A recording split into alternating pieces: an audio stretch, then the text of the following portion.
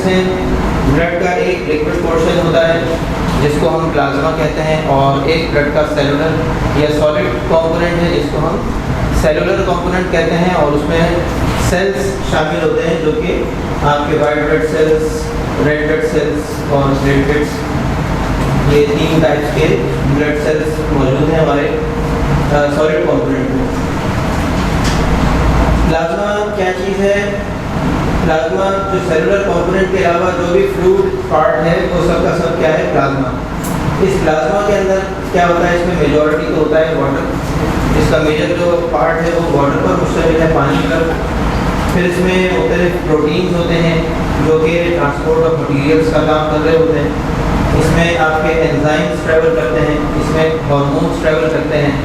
तो एंजाइम्स के लिए, एंडोक्राइन हार्मोन्स के लिए यही प्लाज्मा जो है वो मीडियम का काम करता है। ट्रांसपोर्ट उनकी जो है वो इस प्लाज्मा के ज़रिए से होती है।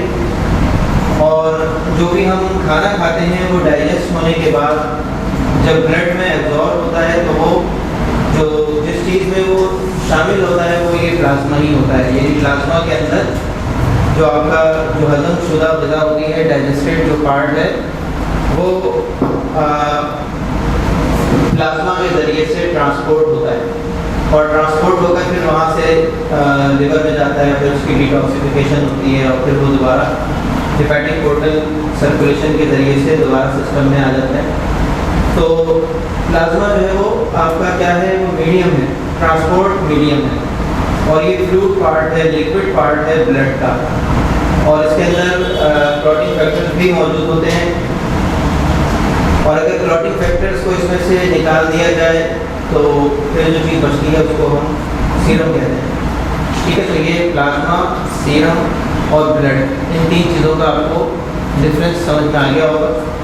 तो हम अगर क्लॉटिंग फैक्टर्स का टेस्ट करते हैं किसी पेशेंट के अंदर, मिसाल के तौर पे हम उसका ब्लीडिंग टाइम चेक करना चाह रहे हैं तो हम उसमें APTT या PT, प्रोथ्रोम्बिन टाइम और एक्टिवेटेड पार्शियल प्रोथ्रोम्बिन टाइम वगैरह वो हम देखते हैं अगर, तो वो हम देखते हैं कि इसमें प्लाज्मा में, क्योंकि प्लाज्मा में क्लॉटिंग फैक्टर्स प्रेजेंट होते हैं। अगर हम CBC करते हैं, किसी पेशेंट का CBC चेक करवाते हैं तो वो होता है ब्लड सैंपल में, वो प्लाज्मा में या सीरम में नहीं होता। CBC जो है इसके अंदर आप हीमाटोलॉजी देख रहे होते हैं, जिसके अंदर आप देखते हैं पेशेंट का RBC, WBC, platelets, haematocrit, haemoglobin वगैरह। तो ये सब चीज़ें किसमें होती हैं? ये होती हैं होल ब्लड में, जो कंप्लीट ब्लड है, जो पूरा ब्लड सैंपल है। तो उसमें हम कंप्लीट ब्लड पिक्चर देखते हैं या कंप्लीट ब्लड काउंट देखते हैं। तो ये हमारा उसमें पार्ट होता है, चेक उसमें होता है प्लाज्मा होल ब्लड। और अगर आप क्लॉटिंग फैक्टर्स को देखना चाह रहे हैं, आप PT-INR चेक करना चाह रहे हैं, तो वो होता है प्लाज्मा में। PT-INR क्या होता है? एक बहुत कॉमन टेस्ट है जो हिजामा वालों के लिए बहुत इंपॉर्टेंट है, और उसके इम्पॉर्टेंट वैसे तो आगे चल के भी आएगा, लेकिन मैं अभी बता देता हूँ। PT का मतलब है प्रोथ्रोम्बिन टाइम। तो इससे जो है वो हमें ब्लीडिंग टाइम पता चल जाता है कि अगर किसी पेशेंट को कट लगे और उसका खून बहने लगे तो वो कितनी देर बहने के बाद रुक जाएगा। तो तकरीबन ये जो ब्लीडिंग टाइम है ये तकरीबन 14 से 15 सेकंड के करीब होता है। तो ये ब्लीडिंग टाइम नॉर्मल जो होता है, अगर इसको हम चेक करते हैं अगर ये बहुत ज़्यादा है तो इसका मतलब है कि पेशेंट का ब्लड बहुत ज़्यादा पतला है और वो ज़्यादा देर तक ब्लीड करेगा। और इसी तरह से एक और टेस्ट होता है जिसको हम कहते हैं INR, इंटरनेशनल नॉर्मलाइज्ड रेशो। ये चीज़ें वैसे आगे आएंगी, लेकिन मैं अभी आपको ऐसी थोड़ा सा एक ओवरव्यू उसका भी दे रहा हूँ, क्योंकि ये हम हिजामा के हवाले से बहुत अहम चीज़ है। तो INR जो क्या है? इंटरनेशनल नॉर्मलाइज्ड रेशो, और ये भी हमें ये बताता है कि किसी पेशेंट का खून कितना गाढ़ा है या कितना पतला है। तो बाज़ पेशेंट ऐसे होते हैं जो हार्ट पेशेंट्स होते हैं, या उनको कोई ऐसी डिजीज़ होती है जिसको हम थ्रोम्बोसिस कहते हैं, या यानी क्लॉट्स बन रहे होते हैं उनके ब्लड में, या बाद में उनको डीप वेन थ्रोम्बोसिस होता है जिसको DVT बोलते हैं, यानी रगों के अंदर क्लॉट्स बन जाते हैं। तो ऐसे पेशेंट्स को, और फिर इसी तरह से हार्ट पेशेंट्स को, या उन पेशेंट्स को जिनको हाल में स्ट्रोक हुआ हो, तो उनको ऐसी दवाएँ दी जाती हैं जो खून को बहुत ज़्यादा पतला करती हैं। तो जब वो खून को पतला करने वाली दवाएं ले रहे होते हैं तो उनका INR बढ़ जाता है। अगर उस वक्त उनका INR कराया जाए, नॉर्मल वैल्यू INR की 1 होती है, तो अगर उनका INR कराया जाए उन पेशेंट्स का तो 1 से ऊपर आता है, यानी वो आएगा 2 आएगा या 3 आएगा। तो ये जितना INR ज़्यादा होगा इसका मतलब उतना खून जो है वो ज़्यादा पतला है। तो हमें उस वक्त में फिर उन पेशेंट्स का हिजामा करते हुए बहुत एहतियात करनी होती है। या तो हम उनका पहले INR PD INR टेस्ट करा लेते हैं, बाद दफ़ा हम उनकी दवाओं का गैप करवाते हैं। अगर हम गैप नहीं करा सकते, वो कोई ऐसी मेडिसिन पर हैं कि जो अगर वो बंद कर देंगे तो उनके लिए खतरनाक है, रिस्की है, तो उस सूरत में हम वो दवाएं बंद नहीं करवाते, बल्कि हम उनका PD INR पहले टेस्ट कराते हैं। अगर वो नॉर्मल से थोड़ा करीब है तो फिर हम उसमें हिजामा पहले टेस्ट करके देखते हैं, एक आध पॉइंट के ऊपर उनका बिल्कुल छोटा कोई कप लगा करके उनकी ब्लीडिंग कैसी है। अगर वो ब्लीडिंग सही हो रही है, नॉर्मल है, तो फिर हम हिजामा कर देते हैं, और अगर नहीं हो रही तो फिर हम उनसे माजरत कर देते हैं कि नहीं हो सकता आपका हिजामा। तो ये हमें उन कंडीशन में देखना चाहिए कि जहाँ पर कोई हार्ट पेशेंट है, कोई स्ट्रोक का पेशेंट है, या जो है ना कोई DVT का पेशेंट है, या कोई पेशेंट ऐसा है जो बहुत अरसे से पैरालाइज है और बिस्तर के ऊपर ही है, और बेड रिडन होने की वजह से जो इन पेशेंट्स को एक खतरा होता है कि इनका ब्लड सर्कुलेशन जो है वो स्लो हो जाएगा और उसके नतीजे में क्लॉट्स बन सकते हैं, बेड सोर भी हो सकते हैं, यानी जख्म जो हो जाते हैं मुस्तकिल बिस्तर पर लेटे रहने की वजह से। तो ऐसे पेशेंट्स को अमूमन वारफेरिन दी जाती है। तो वारफेरिन जो है वो खून को बहुत ज़्यादा पतला कर देती है, जिसकी वजह से उसका जो INR है वो बहुत ज़्यादा बढ़ जाएगा उस पेशेंट का। तो हमें फिर उस केस के अंदर ये देखना होता है कि ये कितना बढ़ा हुआ है INR, हमें ऐसे पेशेंट्स का हिजामा करें या ना करें, सेफ्टी रेंज में है या नहीं है। तो अगर 1 से 2 तक भी है तो फिर भी हम कर सकते हैं, लेकिन अगर 2 से भी ऊपर चला गया तो फिर बेहतर ये है कि ना करें, या उसका टेस्ट करके देख लें आप, एक छोटा कप करा के बहुत ही एहतियात के साथ, बशर्ते कि उसका प्लेटलेट काउंट वगैरह सही हो। अगर उसका प्लेटलेट काउंट भी कम है तो फिर हम नहीं करते, क्योंकि उसमें रिस्क है। अगर ब्लीडिंग स्टार्ट हो गई और बंद हुई या बहुत देर में बंद हुई तो उसका काफ़ी ब्लड लॉस हो सकता है, मजीद पेशेंट की कॉम्प्लिकेशन बढ़ सकती है, नुकसान हो सकता है। तो ऐसे केसेस के अंदर हमें ये जो क्लॉटिंग फैक्टर्स हैं ये टेस्ट कराने पड़ते हैं। तो उसके लिए ये मैं आपको बता रहा था कि प्लाज्मा जो है इसके अंदर क्लॉटिंग फैक्टर्स मौजूद होते हैं। तो क्लॉटिंग फैक्टर्स चेक करने के लिए हम प्लाज्मा का ब्लड सैंपल लेते हैं, प्लाज्मा लेते हैं। और अगर हमें कोई बायोकेमिकल टेस्ट करने हैं, अगर कोई बायोकेमिकल टेस्ट हमें करने हैं तो फिर उस सूरत के अंदर हम सीरम लेते हैं। सीरम के अंदर फिर आपने देखा होगा अक्सर serum cholesterol, serum uric acid या सीरम क्रेटिनाइन, ये अक्सर जो टेस्ट होते हैं बायोकेमिस्ट्री के वो सब के सब जो है वो सीरम से किए जाते हैं। CBC होल ब्लड से किया जाता है, क्लॉटिंग फैक्टर्स प्लाज्मा से किए जाते हैं, और बाकी जितने भी टेस्ट हैं majority of the test are done through the serum के जरिए से किए जाते हैं। सीरम और प्लाज्मा में क्या फ़र्क है, अभी मैंने बताया था, तो बताया सीरम और प्लाज्मा में क्या फ़र्क है? सीरम में तो क्या प्लाज्मा में जो प्लेटलेट्स प्रेजेंट होते हैं और सीरम में प्लेटलेट्स नहीं, क्लॉटिंग फैक्टर्स। तो वो माइनस कैसे हो जाते हैं, सीरम में माइनस कैसे हो जाते हैं? हाँ, वो जो जेट ट्यूब्स होती है ना उनके अंदर डाला हुआ होता है केमिकल, सैंपल उसी में लिया जाता है, तो वो केमिकल खुद ही है ना क्लॉटिंग फैक्टर्स को खत्म कर देता है।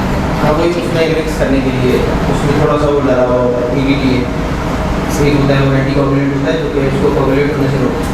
तो उसको उससे मिक्स करने के लिए उसको थोड़ा सा शेक करते, शेक बहुत ज़्यादा भी नहीं करते, वरना क्या होगा, क्यों नहीं करते, बहुत तेज़ी के ऐसे करके क्यों नहीं लाते, सब कोलैप्स हो जाएंगे, वो सारे सेल जो है वो रप्चर हो जाएंगे।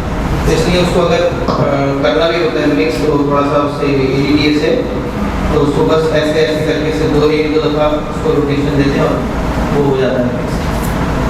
ठीक है, तो यहाँ तक कुछ क्लियर हो गया होगा कि ब्लड सैंपल जो है वो कितनी टाइप्स के हैं, ब्लड की क्या टाइप्स हैं, ब्लड के अंदर क्या वो है कॉम्पोजिशन है। अब हम इनकी डिटेल में जाएंगे, अभी हमने ये ओवरव्यू देखा है, अब थोड़ा थोड़ा करके इनकी डिटेल देखते हैं। तो रेड ब्लड सेल्स मेजॉरिटी में होते हैं, बाकी सारे सेल्स के मुकाबले में 99% समझने के जो सेलुलर कंपोनेंट है वो इन्हीं पर मुश्तमिल है। 99% of the cellular part of blood is composed of RBCs, red blood cells। और इनका जो रेड कलर है, ये रेड कलर ये होता है किस वजह से, ये रेड किस वजह से होता है, ये हीमोग्लोबिन की वजह से रेड होता है। ठीक है, तो हीमोग्लोबिन क्या चीज़ है? हीमोग्लोबिन जो है वो एक कंपाउंड है आयरन का और प्रोटीन के मॉलिक्यूल्स ग्लोबिन्स का। तो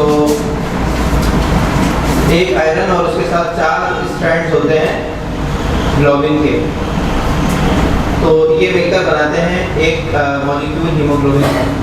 और एक हीमोग्लोबिन का जो मॉलिक्यूल है वो अपने साथ 4 ऑक्सीजन के एटम्स को कैरी कर सकता है। हीमोग्लोबिन का मेन काम क्या होता है, कोई बताया? ऑक्सीजन को कैरी करना, ऑक्सीजन को ट्रांसपोर्ट करना। तो ये ऑक्सीजन कहाँ से आगे जुड़ती है यहाँ पर हीमोग्लोबिन के साथ? लंग्स में। जब हम सांस लेते हैं अंदर तो उस वक्त में वो ब्लड जो हमारे लंग्स के अंदर आया होता है, कहाँ से? हार्ट से। वो भी हम आगे चल के ये पूरा सर्किट देखेंगे इंशाल्लाह कि जो ब्लड हमारे हार्ट से आता है लंग्स में प्योरीफाई होने के लिए या ऑक्सीजनेट होने के लिए, तो उसमें वो ऑक्सीजन आकर बाइंड हो जाती है, जो हमने सांस ली है वो उस हवा में से ऑक्सीजन निकलकर बाइंड हो जाती है हीमोग्लोबिन के साथ। तो हीमोग्लोबिन हमारी बॉडी के अंदर किस चीज़ के लिए रिस्पॉन्सिबल है? ट्रांसपोर्ट ऑफ ऑक्सीजन, ठीक है। और एक हीमोग्लोबिन का मॉलिक्यूल 4 ऑक्सीजन के आइटम्स को कैरी कर सकता है। और जब ये उसके साथ जुड़ जाती है हीमोग्लोबिन के साथ ऑक्सीजन, तो उस वक्त में इसका हीमोग्लोबिन का कलर जो है वो ब्राइट रेड हो जाता है। और जब ये इससे पहले आया था हार्ट से, तो उस वक्त इसका कलर ब्लूइश था। ब्लूइश क्यों था? क्योंकि इसमें कार्बन डाइऑक्साइड थी, उस वक्त ये कार्बोक्सी हीमोग्लोबिन था। और जब इसमें ऑक्सीजन अटैच हो गई तो उस वक्त ये बन गया ऑक्सी हीमोग्लोबिन। तो oxy haemoglobin and carboxy haemoglobin, ये दो इसकी टाइप्स होगी कि before absorbing the oxygen hemoglobin was carboxy hemoglobin, and after absorbing the oxygen it turned into oxy hemoglobin, और इसका कलर भी रेड हो गया। अच्छा, हीमोग्लोबिन की फॉर्मेशन के लिए क्या चीज़ें ज़रूरी हैं? उनमें से एक चीज़ जो है वो उसका इंतहाई अहम पार्ट वो है आयरन, जिसको हम हीम भी बोलते हैं। हीम जो है वो केमिकल नेम है आयरन का। और दूसरा इसमें जो हमारी बॉडी के अंदर चीज़ें चाहिए वो है आयरन है, कॉपर है। और ये कॉपर क्या काम करता है? Absorption of iron from GIT, इसको ये सपोर्ट करता है।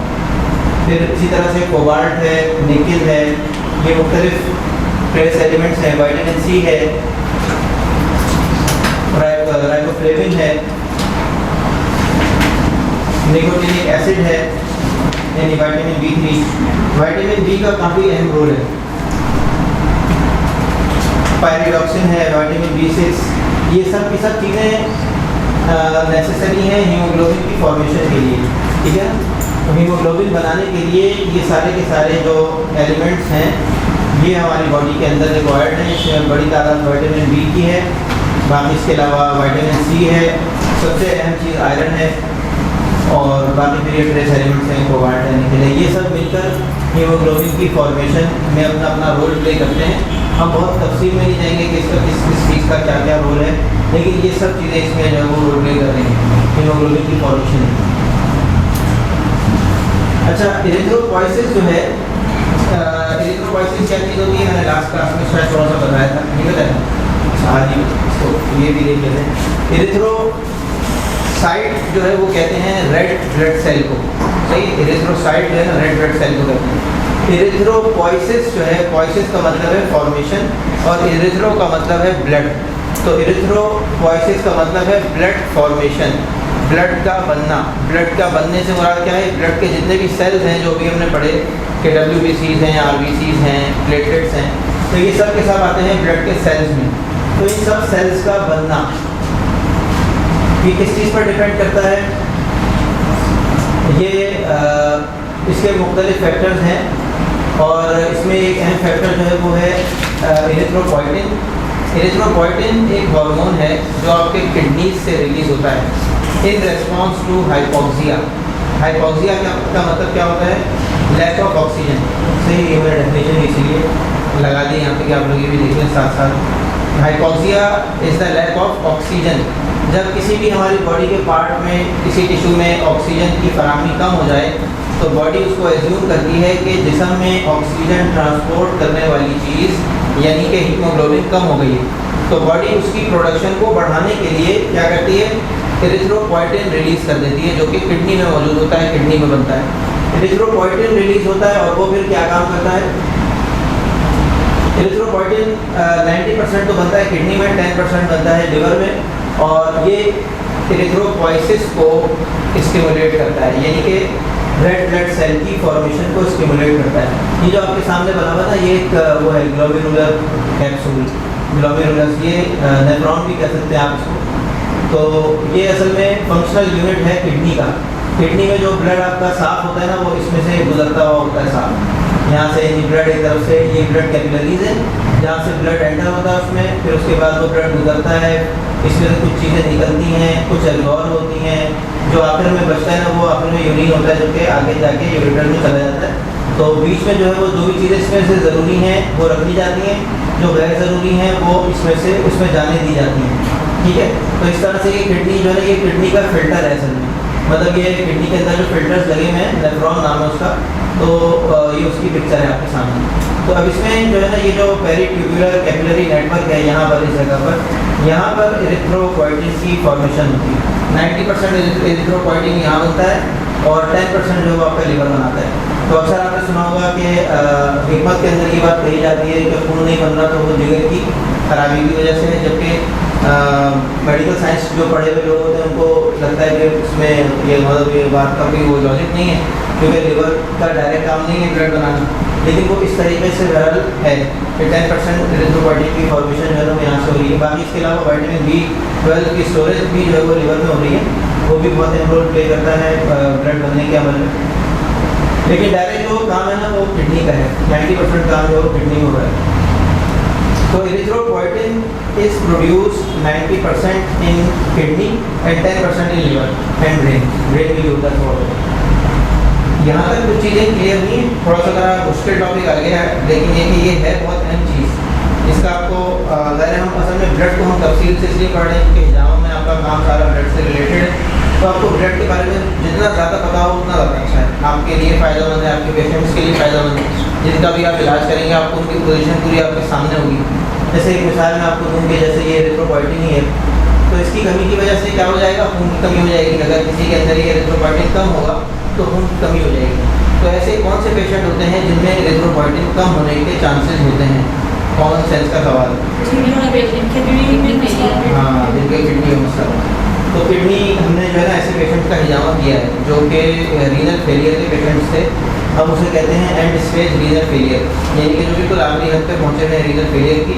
रीनल फेलियर का मतलब ये होता है कि जब किडनी फंक्शन करना या तो बिल्कुल ही बंद कर दे या जो है ना बहुत ज़्यादा कम हो जाए उसका फंक्शन।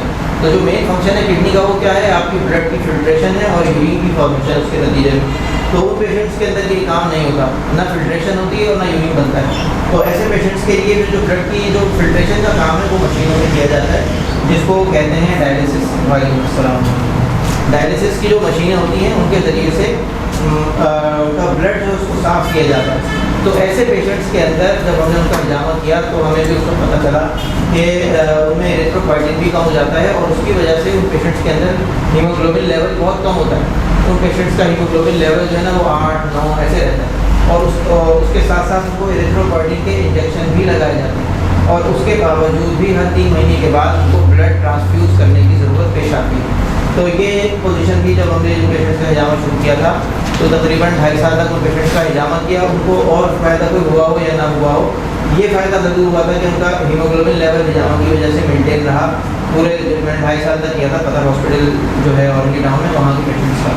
तो उन पेशेंट्स का हीमोग्लोबिन लेवल जो था वो 2.5 साल तक मेंटेन रहा। उनको हर 3 महीने में जो ब्लड चढ़ाना पड़ता था वो नहीं चढ़ाना पड़ा, 11-12 तक उनका हीमोग्लोबिन लेवल माशाल्लाह से पहुँच गया था। तो एरिथ्रोपोइटिन के इंजेक्शन उनको फिर भी लग ही रहे थे, हम उनका किडनी का ही हिजामा कर रहे थे, लेकिन बेहतरी उसमें ज़रूर आई होगी और एरिथ्रोपोइटिन हो सकता है इम्प्रूव हो जिसके ज़रिए से उनका जो हीमोग्लोबिन लेवल था वो मेंटेन था। तो बहरहाल ये यहाँ पर मैंने आपको एक लिंक बताना था कि एरिथ्रोपोइटिन, हीमोग्लोबिन लेवल और किडनी का आपस में क्या लिंक है। तो अगर कभी किसी का आप देखेंगे हीमोग्लोबिन लेवल हीमोग्लोबिन बहुत लो हो रहा है तो आप उसमें जब और चीज़ें चेक कर रहे हो तो आप उसमें ये भी देख लें कि उसका किडनी फंक्शन ठीक है, किडनी फंक्शन में कोई गड़बड़ तो नहीं है। उसको चेक करने के लिए जो टेस्ट होता है वो सीरम क्रिएटिनिन लेवल जी वो भी चेक करा के देख सकते हैं। कुछ पूछें? आप पूछना था कि जैसे अगर पेशेंट आए तो एक किस तरह डिटर्मिन करेंगे कि उसकी किडनी की क्या फंक्शनलिटी है बेसिकली।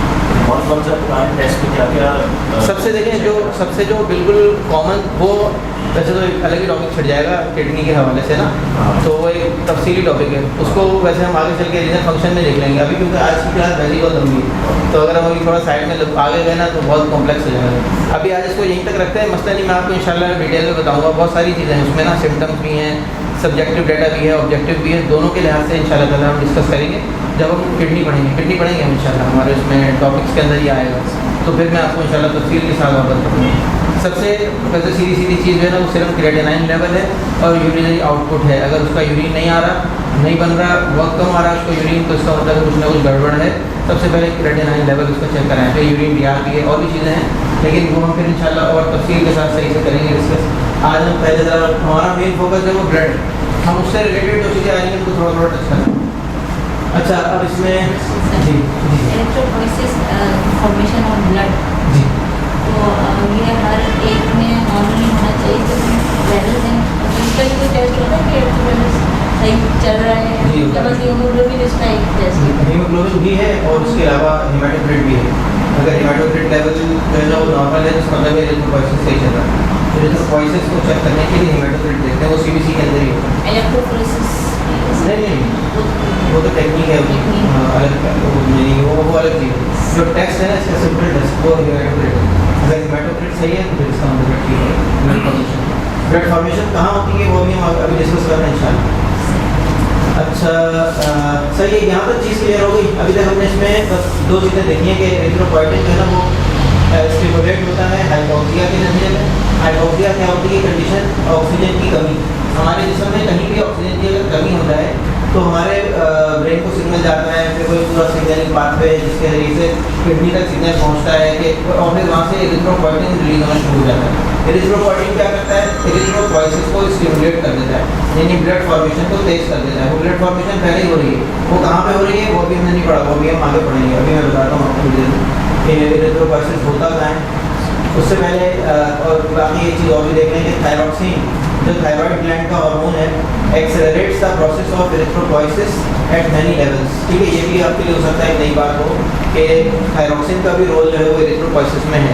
थायरॉक्सिन जो अमूमन समझा जाता है कि थायराइड का एक हार्मोन है जो अगर कम हो जाए तो वेट तेज़ी के साथ बढ़ना शुरू हो जाता है, और अगर ज़्यादा हो जाए तो वेट तेज़ी के साथ गिरना शुरू हो जाता है या बढ़ता नहीं है। तो वेट के अलावा और मेटाबॉलिक बहुत सारी चीज़ें हैं मेटाबॉलिज्म की जो ये कंट्रोल करता है थायरॉक्सिन, लेकिन उसके अलावा ये एक अहम चीज़ हमारे हमारे उससे रिलेटेड टॉपिक से रिलेटेड भी कवर करता है, कंट्रोल करता है, और वो क्या है? Erythropoiesis, blood formation. Blood formation को एक्सेलरेट करता है थायरॉक्सिन। ठीक है, तो ये थायराइड ग्लैंड से सिक्रीट होता है और उसमें T3 T4 दो टाइप्स के इसके वो हैं हार्मोन्स हैं।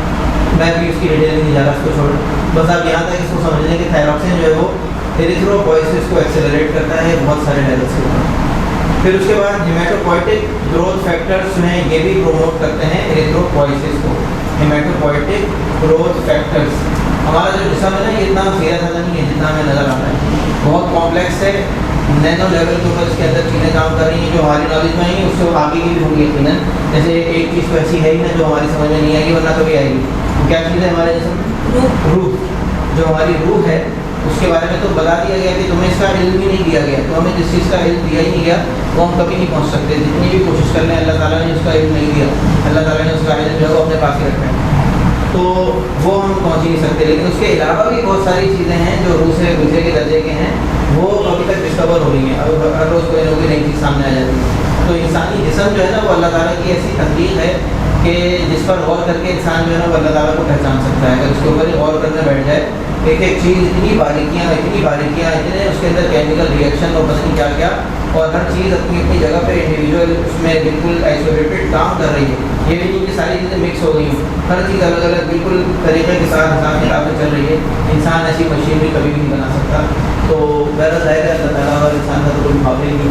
तो ये हेमाटोपोइटिक ग्रोथ फैक्टर्स भी जो हैं ये भी एरिथ्रोपोइसिस को प्रोमोट करते हैं, और ये वैसे इनके और भी काम हैं, इम्यूनिटी के अंदर भी काम है इनका। ये इंटरल्यूकिन 6 है, GM, CSF, SCF, इसको छोड़ें, बस ये आप इतना याद रखें, ये सारे नाम आपको शायद याद ना रहें लेकिन आप इसमें आसान सी चीज़ याद रखिएगा कि growth factors, haematopoietic growth factors ये क्या काम करते हैं, ये भी हेमेटोपोइसिस के अंदर, एरिथ्रोपोइसिस के अंदर अपना रोल प्ले करते हैं और ये प्रमोट करते हैं एरिथ्रोपोइसिस।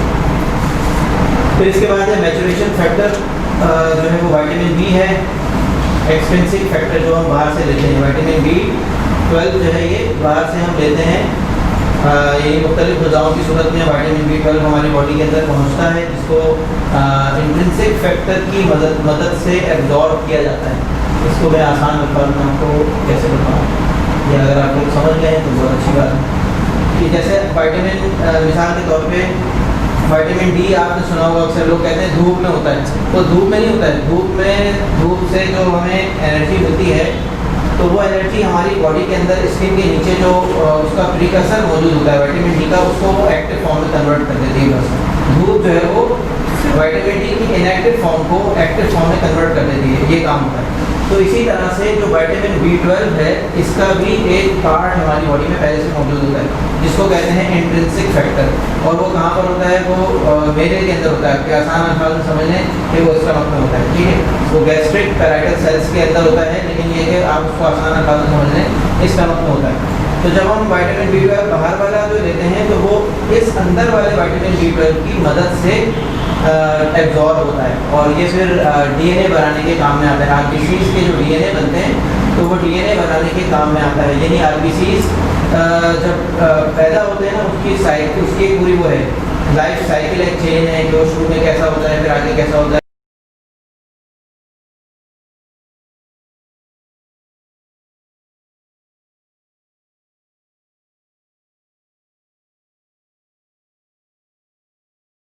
नहीं हो सकेंगे, मैच्योर नहीं होंगे। तो आप यूँ समझ लें कि जैसे कच्चा फल तोड़ दिया जाए तो वो ज़्यादा फायदेमंद नहीं होता।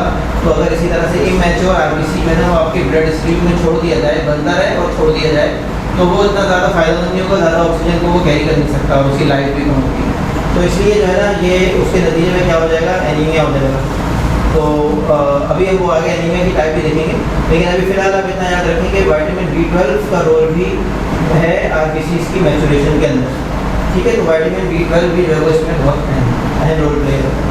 अगर किसी का हीमोग्लोबिन कम है ना, तो वो ज़रूरी नहीं है कि उसको यानी आयरन की कमी हो सकता है, विटामिन B12 की कमी। विटामिन B12 भी जो है कम हो तब भी हीमोग्लोबिन कम हो जाएगा।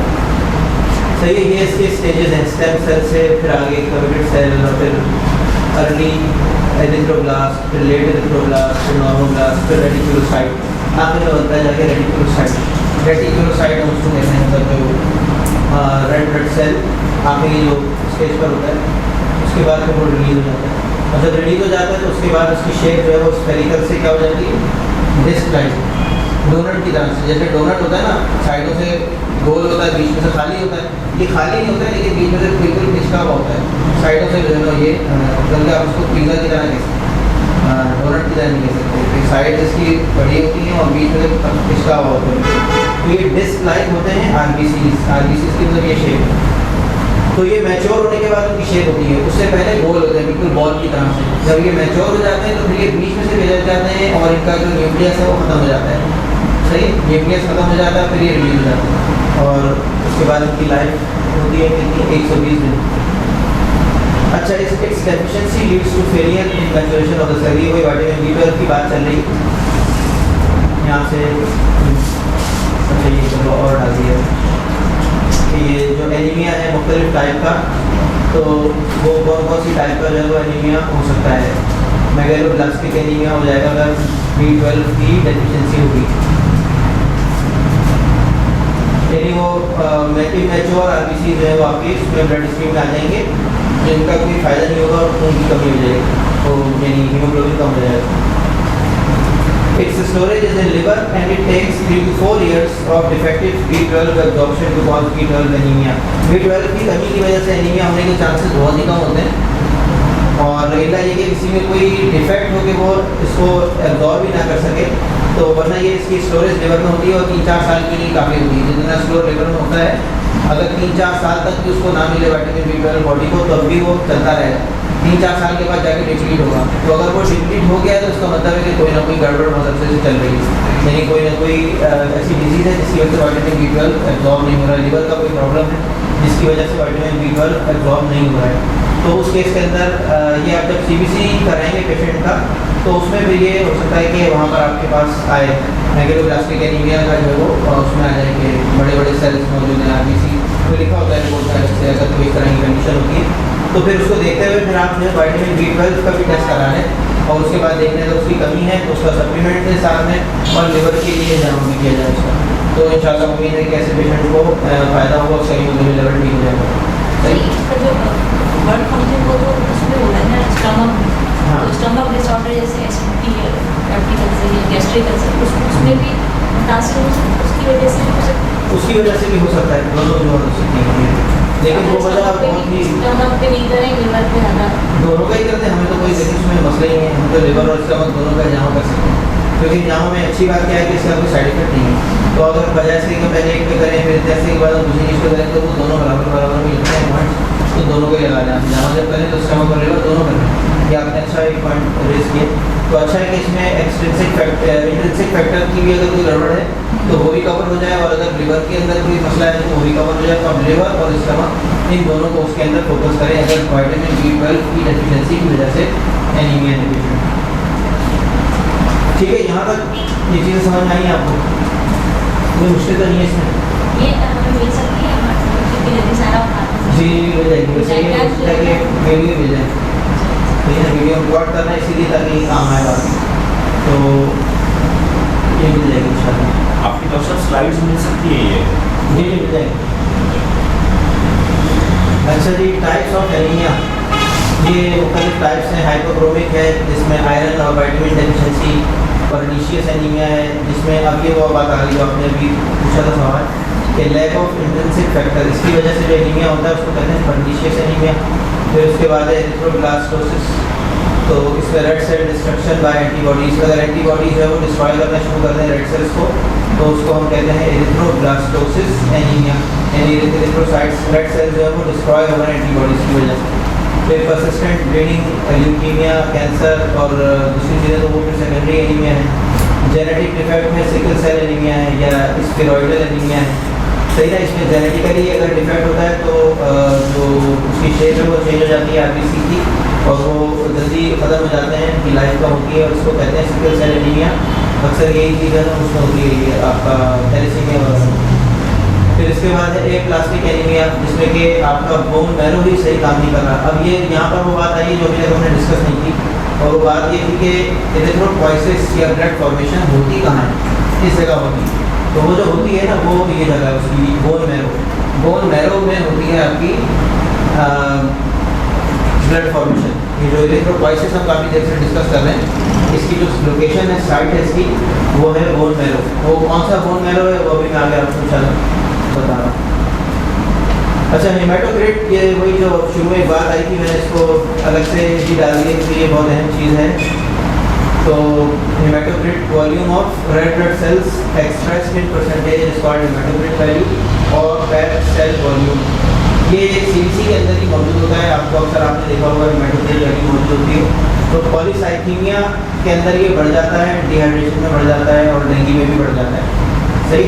तो ये डायग्नोसिस के काम आ सकता है। पॉलीसाइथीमिया क्या होता है जिसके अंदर हीमोग्लोबिन लेवल जो है नॉर्मल से ज़्यादा हो जाए, जिसमें आपका एरिथ्रोपोइसिस बहुत ज़्यादा ही तेज़ हो जाता है और ये टाइप का ब्लड कैंसर होता है। पॉलीसाइथीमिया एक टाइप का ये रेयर ब्लड कैंसर है जिसमें हीमोग्लोबिन लेवल जो है वो 17 से 17, 16, 17 से ऊपर चला जाता है, 17, 18, 19, 20 इस तरह चला जाता है। तो उसकी वजह से क्या होता है कि ब्लड बहुत ज़्यादा थिक हो जाता है, गाढ़ा हो जाता है, ब्लड को मूव करने में मुश्किल पेश आती है और उसके नतीजे में फिर बहुत ऑर्गन डैमेज भी हो सकता है। तो उसका हल फौरी तौर पर तो ये होता है कि जो है ना ब्लड डोनेट कर दिया जाए। तो एक दो पौधे जो वो लोग डोनेट करते हैं, पहले हर महीने करते हैं या कुछ इस तरह से होता है। तो लेकिन उसका इलाज जो है ना कोई ख़ास अभी तक नहीं है इसमें, एलोपैथिक में भी कोई इसका बहुत ज़्यादा अच्छा इलाज नहीं है। हिजामा हमने किया ऐसे पेशेंट्स का और हिजामा से हमने फ़ायदा भी देखा है और काफ़ी इनके सिम्टम्स वगैरह ठीक हो जाते हैं। जैसे ये डिपॉजिट होना शुरू हो जाता है, जब ये इस तरह से बढ़ता है ना तो फिर ये जॉइंट्स के ऊपर डिपॉजिट होना शुरू हो जाता है आयरन।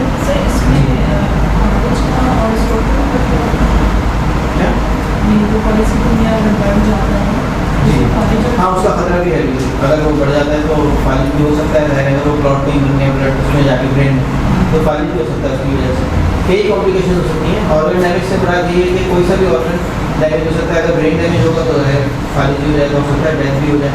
तो इसलिए इसको फौरी तौर पर कंट्रोल करना जरूरी होता है। ये बहुत आहिस्ता आहिस्ता डेवलप होता है। बाद दफ़ा ये भी एक जेनेटिक डिसऑर्डर की वजह से होता है पॉलीसाइथीमिया। अच्छा, तो पॉलीसाइथीमिया में हेमाटोक्रिट बढ़ जाएगा, डिहाइड्रेशन में बढ़ जाएगा और डेंगू में भी बढ़ जाएगा, ठीक। फिर इसके बाद ये डिक्रीज हो जाता है किस चीज़ में, एनीमिया में, लिवर सिरोसिस में। अगर लिवर जो है ना उसका फंक्शन ख़राब हो रहा है, बल्कि लिवर अगर डैमेज हो रहा है, सिरोसिस का मतलब ये कि समझें कि वो नहीं, श्रिंक तो होने को कहते हैं एट्रोफी। सिरोसिस का मतलब ये है कि वो ख़त्म हो रहा है। हो सकता है एट्रोफी के साथ में हो, लेकिन वो यानी उसका फंक्शन ही ख़त्म हो रहा है, डेड हो रहा है। तो नेक्रोसिस कहते हैं उसको, यानी वो टिश्यू डेथ है तकरीबन, सिरोसिस को। और इसी तरह से प्रेगनेंसी में भी हेमरेज। हेमरेज से मुराद क्या है? हेमरेज का आसान मुतबादिल लफ्ज़ क्या है? आसान जबान में इसको कहते हैं ब्लीडिंग, किसी भी तरह की ब्लीडिंग। कहीं से कट लग गया, खून बह रहा है, या कोई इंटरनल ब्लीडिंग है, बस इंटरनल ब्लीडिंग भी होती है।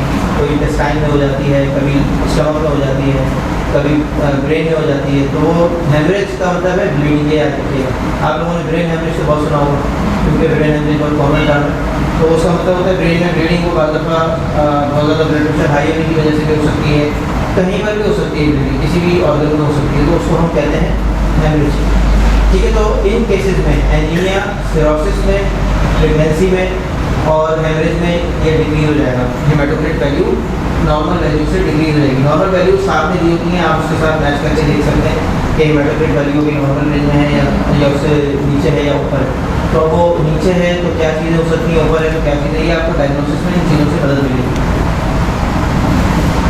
आगे चलते हैं।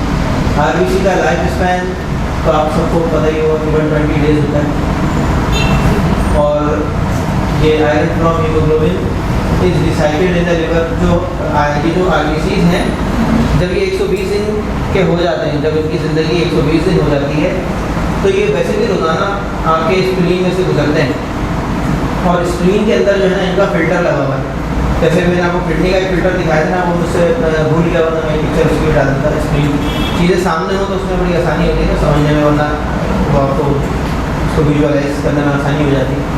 तो उसमें क्या होता है कि ये स्प्लीन के अंदर भी एक बहुत ही बारीक रगों का जो है वो जो आपकी कैपिलरीज हैं उनका एक गुच्छा होता है उसके अंदर, उसमें से गुजरता है, या आपके सारा ब्लड गुजरता है उसमें से। और आरबीसी जब उसमें से गुजरते हैं तो वो नालियाँ इतनी बारीक होती हैं कि आरबीसी भी उसमें से सीधे सीधे नहीं गुजर सकते, यानी वो खड़े होकर नहीं गुजर सकते, उनको थोड़ा झुक के गुजरना होता है। तो झुक तो वो नहीं सकते, मतलब उन्हें थोड़ा दब के गुजरना होता है। तो वो जब तक उनकी लाइफ होती है तो उनकी जो सेल मेम्ब्रेन है ना उसके अंदर थोड़ी सी लचक होती है। और जैसे जैसे उनकी लाइफ कम होती चली जाती है, 120 दिन के वो होते जाते हैं, तो उनकी लचक जो वो खत्म हो जाती है। आपने देखा ना इंसानों में भी ऐसे ही होता है कि जब तक जवान होते हैं थोड़ी लचक रहती है, जिस्म में भी और जज्बात में और ख्यालात में भी। और जैसे जैसे वो एज ज़्यादा होती जाती है तो ये लचक जो है वो कम होती चली जाती है, फिर इंसान कॉम्प्रोमाइजिंग हो जाता है। तो आरबीसीज की लचक जो है ना वो वक्त के साथ साथ वो बूढ़े होते तो खत्म हो जाती है। तो जब वो दबने की कोशिश करते हैं फिर 120 दिन के बाद, तो क्या होता है कि वो दब नहीं पाते, वो झुक नहीं पाते और टूट जाते हैं, वो रप्चर हो जाता है। और रप्चर होने के नतीजे में जी रप्चर रप्चर होने की सूरत में क्या होता है कि उनका जो उनके अंदर जो भी चीज़ें फिल्ड थी वो सब चीज़ें, उसमें मेन जो कंपोनेंट था वो था हीमोग्लोबिन। इसके अंदर क्या था? हीम था, यानी आयरन था, और प्रोटीन्स थे ग्लोबिन की शक्ल में। तो जो आयरन ये वो सब चीज़ें वहीं पे जमा हो जाती हैं, स्प्लीन में जमा हो जाती हैं। फिर उसके बाद वो आयरन जो है ना वो कन्वर्ट होता है, बिलीरुबिन बनता है, कुछ बिलीवर्डिन बनता है, फिर वो लिवर में जाता है, वो गॉल ब्लैडर में जाता है, कुछ वहाँ स्टोर हो जाता है, और कुछ जो है वो वहाँ से फिर निकलता है, बाइल के ज़रिए से आता है, आपकी इंटेस्टाइन्स के अंदर आता है, एक्सक्रीट आउट हो जाता है। बाइल जो है ना वो एक एक्सक्रीशन है आपकी, तो उसमें से कुछ पार्ट का एक्सक्रीट आउट हो जाता है। सॉरी, इसमें हीम का जिक्र रह गया। जो आपका आयरन है ना वो दोबारा से एब्जॉर्ब हो जाता है, वो नहीं निकलता। आयरन आपकी बॉडी के अंदर ही रहता है, आयरन के अलावा जो पार्ट है वो पार्ट एक्सक्रीट आउट हो जाता है बाइल में तब्दील होकर, लेकिन जो आयरन है ना वो दोबारा से एब्जॉर्ब हो जाता है। तो आयरन आपकी बॉडी में एक्सक्रीट आउट नहीं होता। तो आयरन डेफिशिएंसी होना बहुत मुश्किल से होती है। अगर किसी को ब्लीडिंग हो रही हो तो एक अलग बात है कि डायरेक्टली ब्लड लॉस हो रहा है, तो उसकी वजह से आयरन कम हो जाए तो हो सकता है। वैसे जो है वो ऐसा नहीं होता कि आपने ही आयरन की कमी हो गई और आपने अगर आयरन वाली चीज़ें नहीं खाएं तो कमी हो जाएगी। आयरन आपकी बॉडी में जो आ गया है वो मौजूद ही रहेगा, वो जो पैदाइश से लेकर तक है वो रहेगा, लेकिन यह है कि वो बहुत थोड़ी मिकदार में ट्रेस अमाउंट में जो है वो एक्सक्रीट भी होता है, लेकिन उसकी डेफिशिएंसी इतनी जल्दी नहीं होती। तो आयरन जो है वो आपका रिसाइकिल हो जाता है, यानी वही आयरन दोबारा से इस्तेमाल में आ जाता है, वो फिर से पहुंच जाता है वहाँ पर बोन मैरो तक, और फिर बोन मैरो के अंदर वो दोबारा से एरिथ्रोपोइसिस के प्रोसेस के ज़रिए से उसके नए आरबीसी बन जाते हैं और वो फिर से ब्लड स्ट्रीम में वापस आ जाता है। तो आयरन जो है ना वो रिसाइकिल होता रहता है हमारी बॉडी में। आयरन निकलता है, प्रोटीन रिसाइकिल। हाँ प्रोटीन है वो डिस्ट्रॉय हो जाते हैं, वो इवॉल्व हो जाते हैं और एक्सक्रीट आउट हो जाते हैं। तो वो हमें वो चीज़ें हमें लाजमी तौर पे लेनी पड़ती हैं जो हमारी बॉडी से एक्सक्रीट आउट हो जाती है। लेना तो आयरन भी पड़ता है, लेकिन इतनी क्वांटिटी में नहीं हो। अगर कोई बीमारी हो जाए तो फिर आप ज़्यादा लेते हैं या सप्लीमेंट लेते हैं। अच्छा, the hormone erythropoietin made by the kidneys stimulates the production of RBCs in red bone marrow। सही है, ये वही बात अभी हम बहुत तफसील से डिस्कस कर चुके हैं। एक छोटी सी उसकी वो ऑक्सीजन डेफिशिएंसी हुई जिसमें ऑक्सीजन कहा था, तो उससे एरिथ्रोपोइटिन की प्रोडक्शन हुई किडनी में, इसने स्टिमुलेट किया रेड ब्लड सेल प्रोडक्शन को बोन मैरो में, और इसने फिर क्या चीज़ की, इसने रिस्टोर कर दिया ऑक्सीजन लेवल, क्योंकि जाहिर है जब ब्लड बढ़ा तो ऑक्सीजन लेवल भी मेंटेन हो गया, और जब ये बढ़ा तो इसने रोक दिया एरिथ्रोपोइटिन की प्रोडक्शन को मजीद होने से। सही, अगर ये अब ये नहीं रुकेगा तो क्या होगा, फिर ओवर प्रोडक्शन होना शुरू हो जाएगी और वही चीज़ हो जाएगी जो थैलेसीमिया में होती है। तो ये लेकिन थैलेसीमिया इसकी वजह से नहीं होता कि यहाँ पे कोई खराबी है, उसकी और वजूहत में उसकी। तो ये बहरहाल एरिथ्रोपोइसिस और ऑक्सीजन डेफिशिएंसी से जो ताल्लुक़ है वो ये। यहाँ से एक चीज़ मैं आपको और बता देता हूँ, जैसे मिसाल के तौर पर आपने सुना होगा, आगे चल के शायद आएगी वो चीज़ कि एथलीट्स जो है ना, जो मुख्तलिफ स्पोर्ट्स के अंदर जो खिलाड़ी होते हैं, तो वो अपनी परफॉर्मेंस को बढ़ाने के लिए कुछ दवाएं इस्तेमाल करते हैं जो मना होती हैं। तो वो दवा जो होती है ना, उसमें ख़ास दवा में ये एरिथ्रोपोइटिन ही होती है। तो ये एरिथ्रोपोइटिन क्या करता है, एरिथ्रोपोइटिन उनको आरबीसी प्रोडक्शन को उनकी बढ़ा देता है, उनका हीमोग्लोबिन लेवल बढ़ जाता है, जिससे उनका जो ऑक्सीजन की जो उनकी कैपेसिटी है वो इंक्रीज़ हो जाती है, और ऑक्सीजन जो है ना वो स्टेमिना को डायरेक्टली बूस्ट दे देती है। तो अगर उसमें ज़रा सा भी सेकंड्स का भी फ़र्क आएगा तो उसमें आपको पता है जो स्पोर्ट्स होते हैं तो उसमें सेकंड्स का फ़र्क जो है वो बहुत पोजीशन चेंज कर देता है। तो इसलिए वो दवाएं जो है वो ममनुआ होती हैं। तो उसके हल के लिए ये तो हमने यानी शायद बचपन में पढ़ा था कि वो लोग जो है वो पहाड़ी इलाकों में जाते हैं और वहाँ पे जब वो जाते हैं तो वहाँ ऑक्सीजन की कमी होती है ऊंचाई के ऊपर। तो जब ऑक्सीजन की कमी होती है तो ये वाला सिस्टम आपका एक्टिवेट हो जाता है। सही है, जब ऑक्सीजन की कमी होती है, बाहर से चाहे कमी हो चाहे अंदर से हो, हर सूरत में आपका एरिथ्रोपोइटिन जो है वो सिक्रीट होना शुरू हो जाएगा।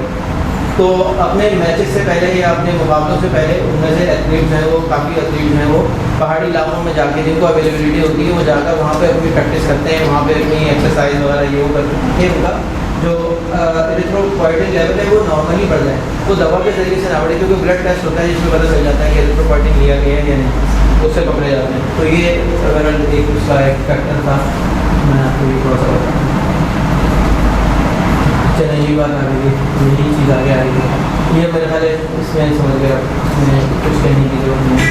ये वही चीज़ एरिथ्रोपोइटिन तो आज आप लोगों को मेरे ख्याल सही से समझ में आ गया होगा इंशाल्लाह। इसके बाद अब रेड बोन मैरो पे आ जाते हैं। ये रेड बोन मैरो क्या होता है, आप लोगों ने अमूमन देखा होगा कि जो बोन मैरो हड्डियों का गूदा जिसको कहते हैं, तो वो येलो कलर का देखा होगा आप लोगों ने, जो देखा होगा मतलब जो नहारी और पाए में देखा होगा ना, तो वो रेड कलर का नहीं होगा, वो होगा येलो कलर का।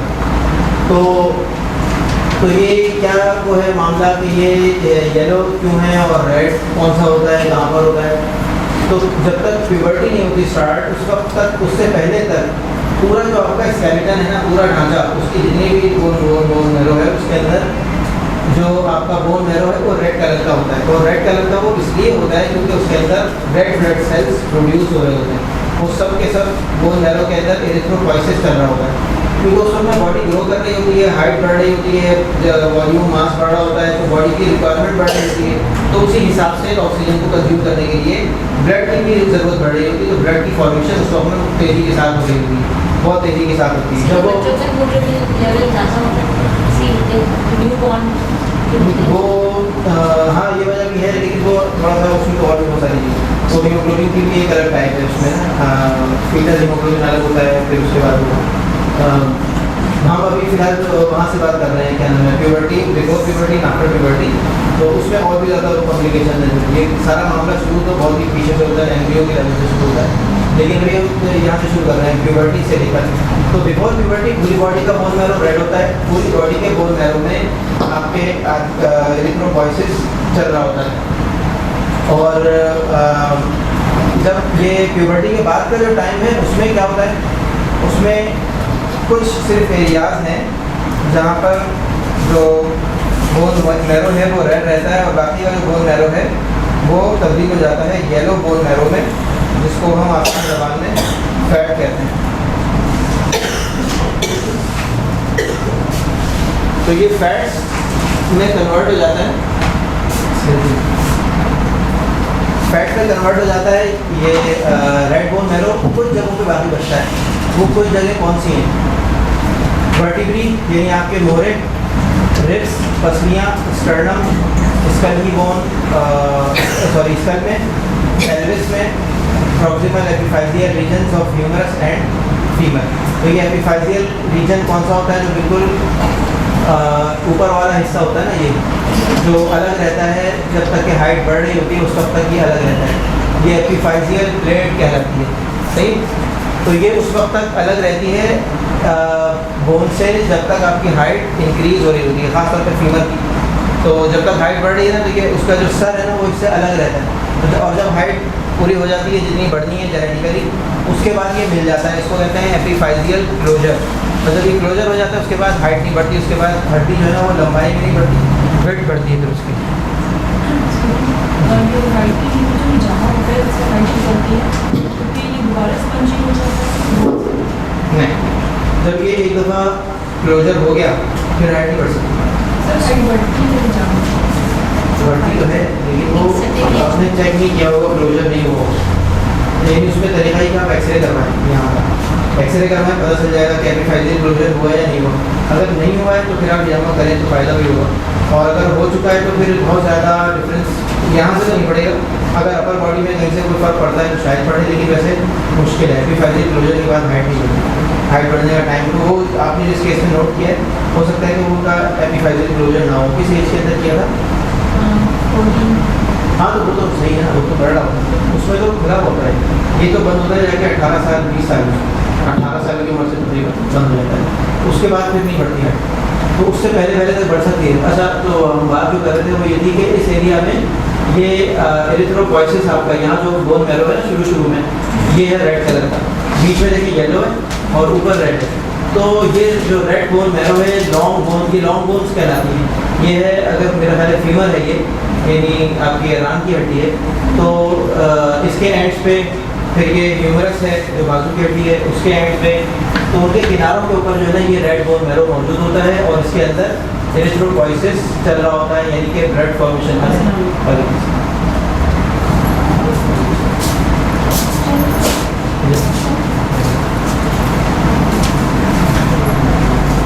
आइए अंदर आइए।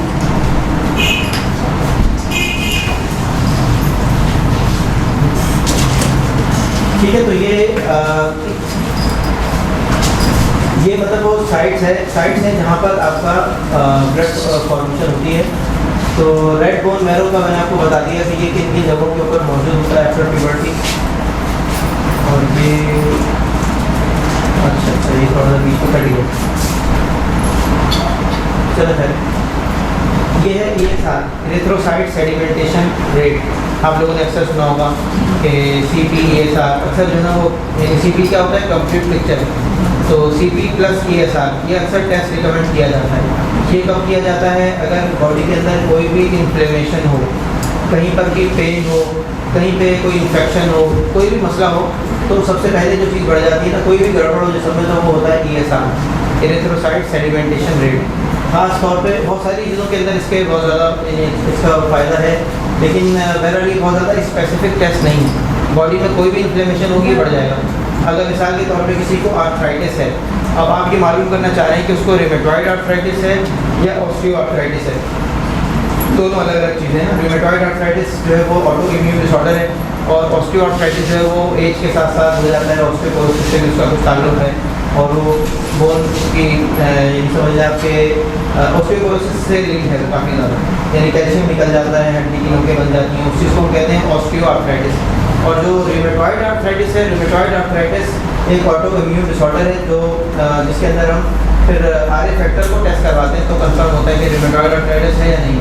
लेकिन ESR जो है ना वो इसमें दोनों में बढ़ जाता है। तो ESR जो है वो उस वक्त बढ़ता है जब बॉडी में किसी भी किस्म की कोई तकलीफ मौजूद हो, उसको चेक करने के लिए ESR किया जाता है। तो मुख्तलिफ डिजीज़ के अंदर ये इन्फ्लेमेशन में बढ़ जाता है और कम किस्म होता है एलर्जिक कंडीशन में, सिकल सेल एनीमिया में, पॉलीसाइथीमिया में और सीवियर ल्यूकोसाइटोसिस में। सिग्निफिकेंट है, मतलब अगर कम हो तो उसको ट्रीट करना है। अगर कम हो तो नहीं, ट्रीट नहीं, ये तो एक मार्कर है, बस एक इंडिकेटर है। इससे आपको पता डायग्नोज करने में मदद मिलेगी कि पेशेंट को क्या कंडीशन है, क्या डिजीज़ है।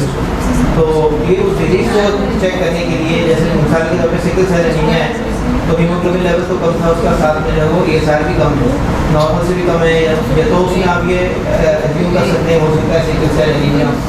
फिर उसके लिए फर्दर टेस्ट जो है ना वो किए जाए ताकि कंफर्मेशन हो जाए।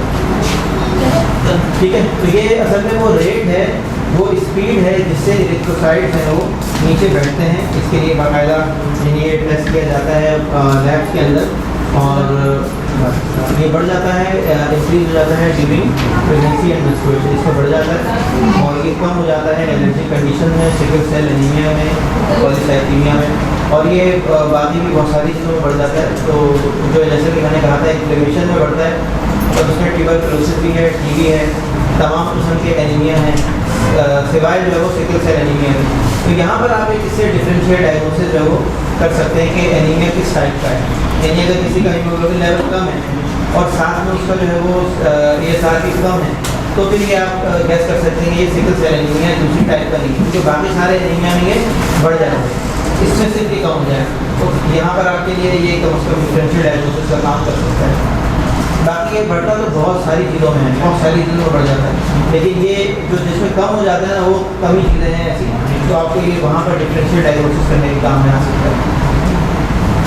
ठीक है, ये डायग्नोसिस होगा जी। फिर उसके बाद फिर मतलब कि किस वजह से बढ़ा, फिर उसके बाद फिर उस बीमारी का इलाज होगा। पेशेंट ऐसे हैं कि मतलब सालों से उनमें ESR बढ़ा हुआ है सही और कोई ऐसे सिम्टम्स भी नहीं कोई ना कोई चीज़ ऐसी गड़बड़ होगी जिसकी वजह से ये साल बढ़ा हो, वो चीज़ अपने पकड़ में नहीं होगी। कोई ऐसे सिम्टम नहीं होंगे कि जो पहले क्लियरली विजिबल हों, तो उनके फिर मज़ीद कोई टेस्ट करा के देखे जा सकते हैं या अलामात के ज़रिए से फिर पहचाना जाए। अब असल में जिसके पास जितनी नॉलेज होगी वो उसके हिसाब से ही वो देखेगा और वो उसको पहचान सकेगा। तो रेफर भी किया जा सकता है किसी को डायग्नोसिस के हवाले से, अगर किसी का मुस्तकिल बढ़ा हुआ है तो कुछ ना कुछ गड़बड़ है, नॉर्मल चीज़ नहीं है, कुछ ना कुछ तो गड़बड़ है।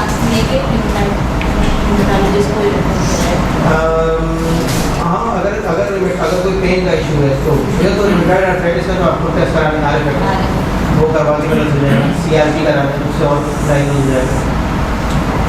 अच्छा जी, सिकल सेल एनीमिया ऊपर लिखा हुआ नीचे भी लिखा हुआ, तो इंक्रीज और डिक्रीज तो नहीं, ये देखिए ये लिखा हुआ है एक्सेप्ट सिकल सेल एनीमिया, यानी ये ESR बढ़ता है तमाम किस्म के ऑल टाइप्स ऑफ एनीमिया में बढ़ता है एक्सेप्ट सिवाय सिकल सेल एनीमिया। और इसमें ये दिया हुआ है कि डिक्रीज होता है सिकल सेल एनीमिया, तो यहाँ से आपको डिफ्रेंशिएट करने में आसानी मिलेगी। ठीक है, आगे चलें। तो ये एनीमिया की सारी टाइप्स दी हुई हैं, यहाँ पर सिर्फ हमने एक टाइप को क्रॉस किया है कि वो है सिकल सेल एनीमिया। तो ये सारी जितनी भी टाइप्स हैं इन सब के अंदर ESR बढ़ा हुआ है, ये माइक्रोसाइटिक, मैक्रोसाइटिक, नॉर्मोसाइटिक, हर तरह की जो एनीमियाज हैं। अभी उसकी डिटेल में नहीं जाते, बहुत लंबी डिटेल है, ये मैं आपको दे दूँगा पिक्चर। तो जितनी भी टाइप्स के एनीमियाज होते हैं जो भी कुछ हमने डिस्कस किए हैं अभी पहले, तो उन सब के अंदर ये बढ़ा हुआ है ESR सिवाय सिकल सेल एनीमिया के।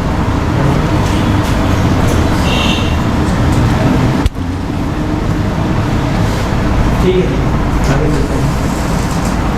थोड़ा सा वाइट ब्लड सेल्स को भी देख लेते हैं। वाइट ब्लड सेल्स जिस तरह से भी हमने RBCs पढ़े हैं, रेड ब्लड सेल्स पढ़े हैं, तो वाइट ब्लड सेल्स जो हैं ये हमारी बॉडी का डिफेंस मैकेनिज्म बनाते हैं। ठीक है, white blood cells are the defence system of our body. तो ये हमारे जिस्म की समझने के पूरा सिक्योरिटी सिस्टम है। तो वाइट ब्लड सेल्स के बारे में मैंने आपको एक बात बताई कि ये आपके जिस्म का डिफेंस सिस्टम है, सिक्योरिटी सिस्टम है, और ये कई लेयर्स पर मुश्तमिल सिक्योरिटी सिस्टम है। लेयर्स से क्या मुराद है? जैसे मिसाल के तौर पर आपने किसी बिल्डिंग की सिक्योरिटी अगर बनानी हो, या जैसे मिसाल के तौर पे कोई वो होता है ना, सदर होता है, वज़ीर आज़म होता है, तो उसकी सिक्योरिटी जो है ना वो मुख्तलिफ लेयर्स में होती है। तो सबसे करीब उसके डायरेक्ट बिल्कुल बॉडीगार्ड होते हैं जो उसके साथ साथ होते हैं, फिर उसके बाहर जो है ना वो कुछ और लोग होते हैं जो रूम में मौजूद, अगर वो कहीं पब्लिक एरिया में निकलता है बाहर कभी तो वो आसपास होते हैं। फिर कुछ लोग होते हैं जो स्नाइपर्स होते हैं, वो आपने देखा ही होगा कहीं ना कहीं फिल्मों वगैरह में देखा हो, तो स्नाइपर्स ऊपर से तैनात होते हैं, वो दूर से देख रहे होते हैं कि कोई दहशतगर्द जो है ना करीब ना घुस पाए।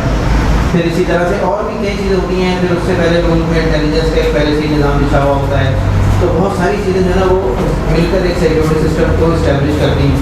तो इसी तरह से उससे ज़्यादा बड़े लेवल के ऊपर सिक्योरिटी सिस्टम जो है ना, अगर हम उसको छोटे स्केल पे लाके अपनी बॉडी के लेवल पे लाके देखें तो उससे अच्छा सिक्योरिटी सिस्टम आपकी बॉडी के अंदर अल्लाह ताला ने बनाया है, जो हमारे जिस्म में किसी भी हमलावर को रोकने के लिए काफ़ी है, और रोकने के लिए, उससे मुकाबला करने के लिए, लड़ने के लिए, कहीं पे उसे गिरफ्तार करने के लिए और कहीं उसको जो है ना वो मारने के लिए, वो आपके जिस्म के अंदर पूरा सिक्योरिटी सिस्टम काम कर रहा है। कैमराज भी लगे हुए हैं और जो है ना वो सेंसर भी लगे हुए हैं जो सेंस कर रहे हैं। पेट्रोलिंग भी चल रही है मुस्तकिल, कहीं पे पेट्रोलिंग हो रही है और कहीं पे जो है ना चौकियाँ बनी हुई हैं, जैसे होते हैं ना कहीं पे जो है ना गार्ड घूम रहे होते हैं, चल रहे होते हैं, और कहीं पे वो चौकी में बैठे लगे होते हैं। तो ऐसे ही जो है ना इसमें भी पूरा सिस्टम है।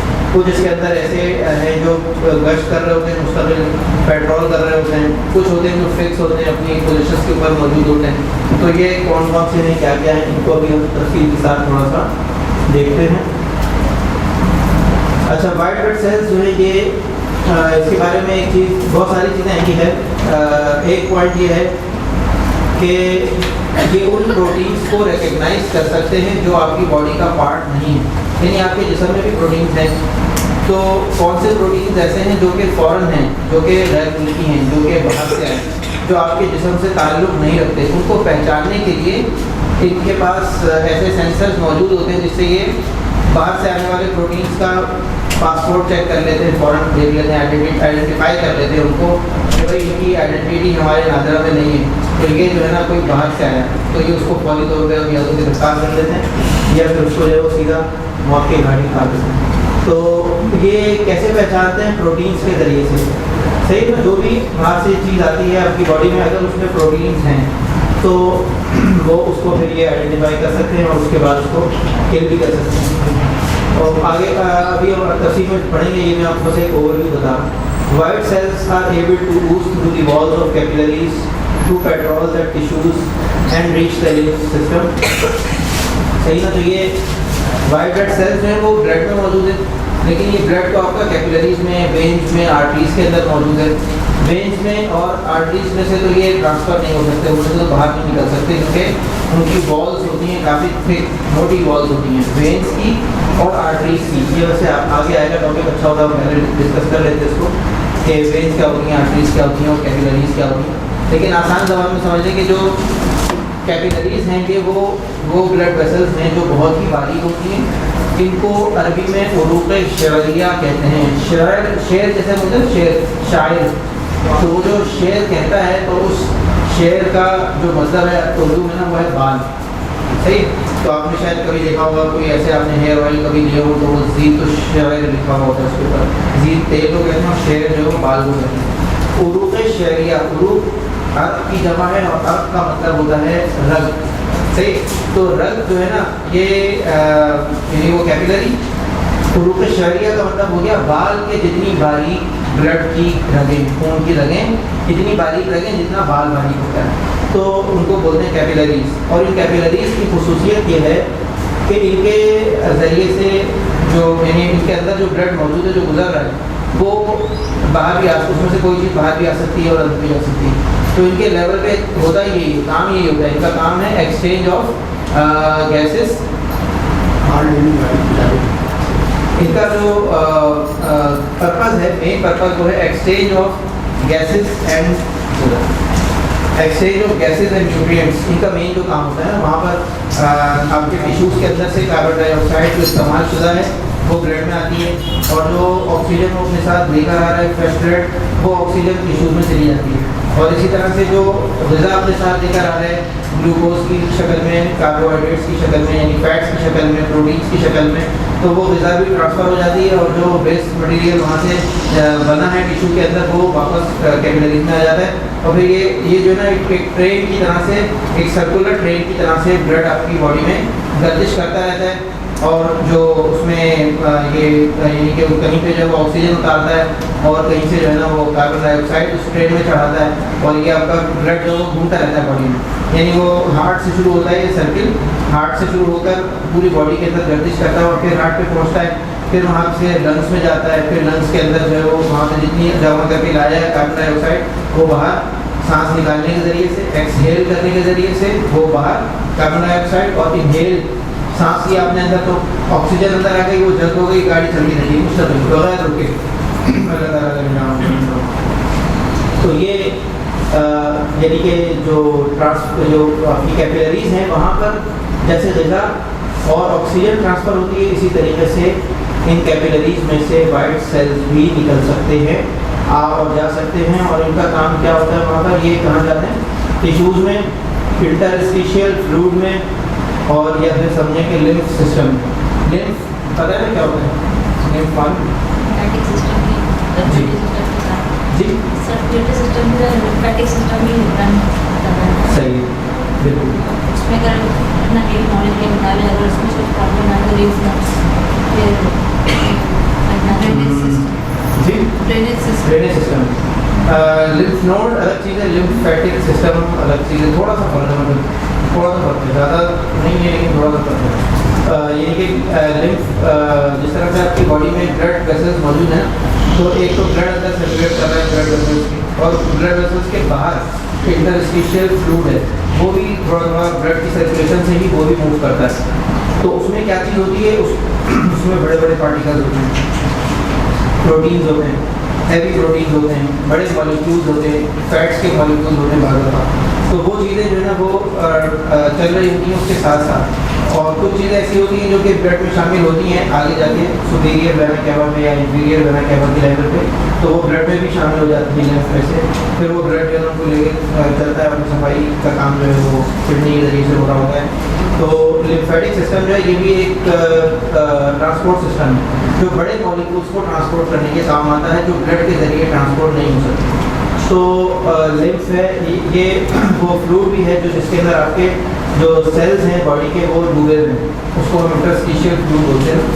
जो सारे सेल्स हैं आपकी बॉडी के अंदर वो आपस में से जुड़े हुए नहीं हैं, थोड़ा थोड़ा डिस्टेंस है, और बीच में ना एक पानी सा भरा हुआ, उसको हम बोलते हैं इंटरस्टिशियल फ्लूइड। सही है, इंटरस्टिशियल का मतलब होता है सेल, इंटरस्टिशियल इंटरसेलुलर, सेल्स के दरमियान में मौजूद पानी। तो वो जो पानी है वो पूरे जिस्म में है, आपका पूरा जिस्म जो है वो 70% पानी पर मुश्तमिल है। तो तकरीबन यानी कि वो जो पानी है वो हर सेल उसमें डूबा हुआ है, और उसी पानी में से गुजर कर चीज़ें इधर से उधर ट्रांसफ़र होती हैं, प्रोटीन्स जा रहे हैं, कहीं सिग्नल्स आ रहे हैं, कुछ कोई इलेक्ट्रोलाइट्स ट्रांसफ़र हो रहे हैं, तो वो सारा काम उस इंटरस्टिशियल फ्लूइड के ज़रिए से होता है। तो वहीं पर ये फिर आपके वाइट ब्लड सेल्स भी इंटरस्टिशियल फ्लूइड में भी पहुँचते हैं, लिम्फ में भी पहुँचते हैं। अच्छा, इनकी टाइप्स हैं, इनकी 5 टाइप्स हैं, neutrophils, lymphocytes, इसिनोफिल्स, basophils and monocytes. इनको भी ज़रा तफसील के साथ थोड़ा एक एक करके देखते हैं। उससे पहले इनकी एक जो मेन क्लासिफिकेशन है वो देखें। 2 टाइप्स के होते हैं वाइट ब्लड सेल्स, जो वैसे 5 हैं, लेकिन उसमें से ये मेन इनकी 2 टाइप्स हैं। एक इनकी टाइप है ग्रैन्युलोसाइट्स, जिसके अंदर ग्रैन्यूल्स होते हैं, जो आपको ये नज़र आ रहे हैं दाने दाने से। तो ये जो दानेदार जो हैं वाइट ब्लड सेल्स हैं, इनको हम कहते हैं ग्रैन्युलोसाइट्स, और ये 3 हैं, न्यूट्रोफिल्स, इसिनोफिल्स और बेसोफिल्स। और 2 हैं स्मूथ, जो कि जिसमें ग्रेन्स नहीं है, जिसमें ग्रैन्यूल्स नहीं है, तो उसको हम कहते हैं ए ग्रैन्युलोसाइट्स। और ये 2 टाइप्स हैं, जिसमें एक है मोनोसाइट और एक है लिम्फोसाइट। सही, तो ये इस तरह से 2 इनकी मेन कैटेगरीज हैं। उन 2 कैटेगरीज के अंदर वाइट ब्लड सेल्स डिवाइडेड है। तो एक कैटेगरी जो है वो ग्रैन्यूल्स वाली है, और एक स्मूथ है बगैर ग्रैन्यूल्स वाली है, उसको हम कहते हैं ए ग्रैन्युलोसाइट्स। ए का मतलब है एब्सेंट, ए ग्रैन्युलोसाइट्स, और ये है ग्रैन्युलोसाइट्स। ठीक है, यहाँ तक क्लियर है बिल्कुल कि वाइट ब्लड सेल्स की 2 टाइप्स हैं। अब इनमें से अलग अलग देखते हैं इनको कि क्या क्या फंक्शन है। तो न्यूट्रोफिल्स, ये कौन सी टाइप है, ग्रैन्युलोसाइट्स हैं या ए ग्रैन्युलोसाइट्स हैं? ग्रेन्यूलोसाइट्स है, सही है, कंफर्म बिल्कुल ना। एक दफ़ा और इसको देख लें, न्यूट्रोफिल्स से ग्रेन्यूलोसाइट्स, ये सब मैं बाद में जानते रहेगा, इसीलिए मैं इसको एक दफ़ा आपको फिर बता रहा हूँ, और शायद बार बार याद करना पड़ेगा। तो न्यूट्रोफिल्स ग्रेन्यूलोसाइट्स हैं और ये डिस्ट्रॉय करते हैं माइक्रो ऑर्गेनिजम्स को बाय लाइटिक एंजाइम्स। लाइटिक का मतलब है कि वो एंजाइम्स जो कि लाइसिस कॉज कर सकते हों। लाइसिस का मतलब होता है ब्रेक डाउन, तोड़ना, सही है। इसकी मिसालें और भी हो सकती हैं, लेकिन बस इतना याद रखिएगा कि लाइटिक एंजाइम जो होते हैं जो कि तोड़ते हैं, सही है। ये माइक्रो ऑर्गेनिजम्स को डिस्ट्रॉय कर देते हैं, तबाह कर देते हैं। माइक्रो ऑर्गेनिजम्स क्या चीज़ है? जो भी चीज़ें आपको नेकेड आई से नज़र नहीं आती, बहुत ही छोटे ऑर्गेनिज्म होते हैं जो माइक्रोस्कोप में नज़र आते हैं, तो उनको हम कहते हैं माइक्रो ऑर्गेनिज्म। जैसे मिसाल के तौर पे बैक्टीरिया, सही, या फंगाई या वायरस, तो ये सब चीज़ें जो माइक्रो ऑर्गेनिजम्स में शुमार होती हैं और उनको ये डिस्ट्रॉय कर देते हैं लाइटिक एंजाइम्स के ज़रिए से, सही है। फिर ये इतनी मुश्किल चीज़ें रहने दें, आसान जो है वो याद रखें। तो ये अगर एक जैसे मिसाल के तौर पे एरिथ्रोसाइट है, तो अगर ये कोई एंटीजन को इसने पकड़ लिया तो उसके बाद इसको ये इनगल्फ भी कर देते हैं, उसको खा जाते हैं, अंदर आ गया वो, उसके बाद फिर अंदर आने के बाद उस पर काम होता है लाइसोसोम्स के ज़रिए, लाइसोसोम काम करते हैं उसके ऊपर, और आखिर में जो है ना उसको लाइटिक एंजाइम्स के ज़रिए से उसको डिस्ट्रॉय करके आखिर में उसका कचरा जो है ना वो बाहर निकल जाता है। तो ये इस तरीके के साथ इसको न्यूट्रोफिल्स जो है वो न्यूट्रलाइज कर देते हैं, इसको कहते हैं न्यूट्रलाइज करना। मतलब ये किसी मेडिकल की टर्म नहीं है, ये वैसे ही टर्म कॉमन टर्म है। किसी भी थ्रेड को कहते हैं ना, थ्रेड को न्यूट्रलाइज कर दिया, तो थ्रेड को न्यूट्रलाइज करने का जो काम है ना वो न्यूट्रोफिल्स इस तरह से करते हैं, गिरफ्तार करते हैं, उसके बाद अंदर ला के फिर उसको जो है ना कोठरी में बंद करके अच्छी तरह उसकी जो पिटाई लगाते हैं और कुछ एंजाइम्स के ज़रिए से उसका लाइसिस हो जाता है, वो टूट जाता है और ख़त्म हो जाता है। फिर आखिर में उसके जो है ना वो ये ज़रात है वो बाकी रह जाते हैं, जो कि सॉल्युबल होते हैं। वो डेब्री का मतलब क्या है? कचरा, यानी कि ये जो कचरा बचता है आखिर में ये डिजॉल्व हो जाता है, कहीं डिजॉल्व हो जाता है। तो इस तरीके से न्यूट्रोफिल्स जो है वो काम करते हैं। दूसरी टाइप है इसिनोफिल्स। तो इसिनोफिल्स कौन सी किस्म में से थे? वो भी ग्रेन्यूलोसाइट्स में से ही थे, ठीक है। इसिनोफिल्स क्या काम कर रहे हैं? ये पैरासाइट्स के अगेंस्ट आपका डिफेंस मैकेनिज्म है, ठीक है। पैरासाइट्स क्या होते हैं पता है ना? सबको मालूम है पैरासाइट्स क्या होते हैं? खुद अपना खाना उसे, जी हाँ, जो किसी और पे डिपेंडेंट होते हैं, वो जानदार जो नुकसानदेह भी हो सकते हैं, कहीं कहीं पे फायदेमंद भी होते हैं। तो दो तरह के होते हैं, लेकिन अमूमन पैरासाइट नुकसानदेह ही होते हैं। तो लेकिन इसमें असल चीज़ ये नहीं कि नुकसानदेह है, इनका जो असल जो पॉइंट है वो ये कि वो डिपेंडेंट होते हैं अपनी ग़िज़ा के लिए किसी और जानदार में। जैसे आपने सुना होगा, बहुत ही कॉमन है कि बच्चों के पेट में कीड़े हो जाते हैं, अक्सर बच्चों में क्या बड़ों के भी पेट में हो जाते हैं, तो वो अक्सर साफ पानी ना पीने की वजह से होते हैं। ज़्यादातर टेप हम या वो कीड़े हैं तो वो उस पानी के साथ जो है वो अंदर चले जाते हैं और फिर वो अंदर चिपक जाते हैं आँखों के अंदर, और वहाँ पे इनके पास ऐसे वो टेंटिकल्स होते हैं जिनसे वो ग्रिप कर लेते हैं और उसके बाद फिर आपकी जो ग़िज़ा है ना उसको वो हजम करते रहते हैं। तो होता ये कि जो बच्चा, जैसे किसी बच्चे के पेट में कीड़े हों तो उसका वजन नहीं बढ़ रहा होता, खाता बहुत है लेकिन लगता नहीं है। उससे लोग जो है वो कहते हैं कि भाई तुम खाते तो बहुत है लेकिन तुम्हें लगता क्यों नहीं है? तो वो बात का उसकी वजह ये होती है। फिर उसके अंदर अलामतें होती हैं जिससे पता चल जाता है कि तो वेट गेन नहीं हो रहा, दूसरा ये मुँह से लाल बैठती है सोते टाइम, सुबह उठे बच्चा लोग पता चलता है कि कीड़ा हुआ। तो अगर मुँह से लाल बहती है सोते वक्त तो ये बड़ी अलामत है कि पेट में कीड़े मौजूद हैं और वेट नहीं बढ़ा, खाना भी खा रहे हैं, भूख भी लग रही है लेकिन वेट नहीं बढ़ा, तो फिर इसका मतलब पेट में कीड़े हैं। तो उसके लिए फिर दवाई भी दी जा सकती हैं, हिजामा भी किया जा सकता है, हमने हिजामा भी किया इसके लिए फ़ायदा हुआ। अच्छा, फिर डाइटिंग के लिए मुफीद है जी, डाइटिंग के लिए मुफीद है। हाँ, अगर इसको इस्तेमाल किया जाए तो, लेकिन ये ख़तरनाक भी है ना, ये फिर और अपने इनके नुकसान हैं और भी, अगर ये कॉम्प्लिकेशंस भी हो जाती हैं फिर इसमें काफ़ी। तो अच्छा तो ये कि ये निकाल दिए जाए, इस तरह का होता है। ये असली पिक्चर है ये इंटेस्टाइन के अंदर की, टेप पर जो यहाँ पर मौजूद है। अच्छा, तो ये इससे लड़ने के लिए क्या चीज़ है आपके पास? इसिनोफिल्स, ठीक है। इसिनोफिल्स है ना वो पैरासाइट्स के अगेंस्ट में आपके इन्फेक्शन पैरासाइट्स के अगेंस्ट में काम करते हैं। और भी कई किस्म के होते हैं, मैंने खाली आपको ये एक ही टाइप दिखा दी है, मतलब सिर्फ पेट के ही नहीं होते, बहुत सारी तरह के होते हैं पैरासाइट्स भी। तो ये एक मैंने आपको एग्जाम्पल शो की है। तो जितने भी टाइप्स के पैरासाइट्स हैं उनके अगेंस्ट में इसिनोफिल्स फाइट करते हैं, ठीक है। इससे आगे चलते हैं बेसोफिल्स, और ये बेसोफिल्स भी कौन सी टाइप है, ग्रेन्युलोसाइट्स है या एक ग्रेन्युलोसाइट्स, ठीक है। Important role in healing processes, allergy, acute hypersensitivity reactions. तो जो अक्सर एलर्जी हो जाती है ना, जिसमें स्किन रेड हो जाती है, कहीं स्वेल हो जाती है, कभी रैश बन जाता है, कभी बहुत स्वेल हो जाते हैं, ठीक है। तो बहुत सारी एलर्जी के अंदर बहुत सारी चीज़ें होती हैं। वो जो चीज़ें हो रही होती हैं वो किस वजह से होती हैं, वो बेसोफिल्स की वजह से होती है। बेसोफिल्स रिलीज कर देते हैं heparin, histamine, slow reacting substances of anaphylaxis जैसे कि ब्रेडिकाइनिन और सेरोटोनिन। ये सब के सब क्या हैं, ये केमिकल न्यूरोट्रांसमीटर्स, क्या बोलेंगे आप, मीडिएटर्स हैं, हाँ मीडिएटर्स हैं, बिल्कुल इन्फ्लेमेटरी मीडिएटर्स में। तो ये सारे के सारे जो सब्सटेंसेस हैं ये आपकी बॉडी में क्या चीज़ करवा देते हैं, इनकी वजह से रैश भी बनते हैं, इनकी वजह से स्वेलिंग भी हो जाती है, कहीं पे इनकी वजह से जो है ना रेड हो जाती है स्किन, इचिंग होती है, ठीक है। इस तरह के सारे फंक्शन होते हैं। तो ये असल में जिस तरह से एस्थमा है मिसाल के तौर पे, तो उसमें भी आसपास ये चीज़ होती है कि वो मास्ट सेल्स होते हैं वो ब्रेक डाउन कर देते हैं, और उसके नतीजे में एयरवे जो है वो तंग हो जाता है।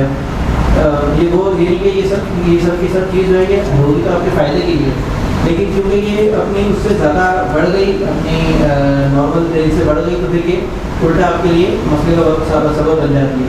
लेकिन इसके नतीजे में क्या होता है, जैसे मिसाल के तौर पे एलर्जी है, अब अगर ये नहीं होती इस तरह से तो आपको पता नहीं चलता कि आपकी बॉडी के अंदर कुछ गड़बड़ हुई है। तो ये एक तरह की अलामत है एलर्जी। एलर्जी जो है ना ये एक अलामत है कि जिस्म में कोई ना कोई चीज़ ऐसी दाखिल हुई है जो आपके जिस्म को शूट नहीं कर रही है या नुकसानदेह है, तो उसके नतीजे में ये सारा सिस्टम एक्टिवेट हो जाता है, और फिर आप उस मसले के लिए भी आप कोई ना कोई इलाज करते हैं, उसकी भी दवा भी लेते हैं। और एलर्जी के अंदर हिजामा भी बहुत ज़्यादा इफेक्टिव है।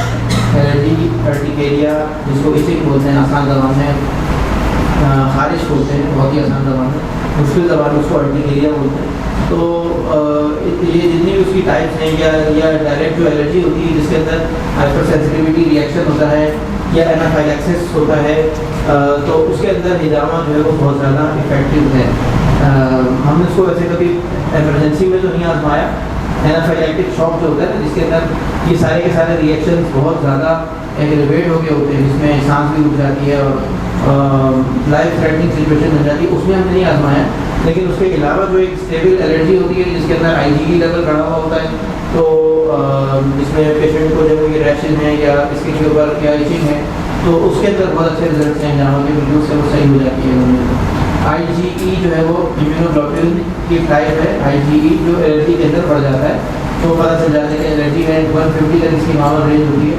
तो हमारे पास ऐसे पेशेंट भी हैं जिनका ये किसी का एक का 300 था, एक पेशेंट का 2500 था, एक पेशेंट का 10,000 था, और हमारे पास एक्सट्रीम केस जो आया था वो आया था 18,000 प्लस। तो उसका कोई इलाज नहीं था, वो दुबई से आए थे और हर जगह इलाज करा दिया, तो उन्होंने कोई फायदा नहीं हो रहा था, तो उनका हिजामा किया और अलहमदिल्ला हिजामा से वो पेशेंट सही हो गया। तकरीबन 10 दफ़ा हिजामा हुआ होगा उसका, और 10 से शायद ज़्यादा ही हुआ होगा, 10-15 दफ़ा हुआ होगा, तो अलहमदिल्ला बिल्कुल नॉर्मल हो गया, ठीक हो गया। लड़का ही था 15-16 साल का जी।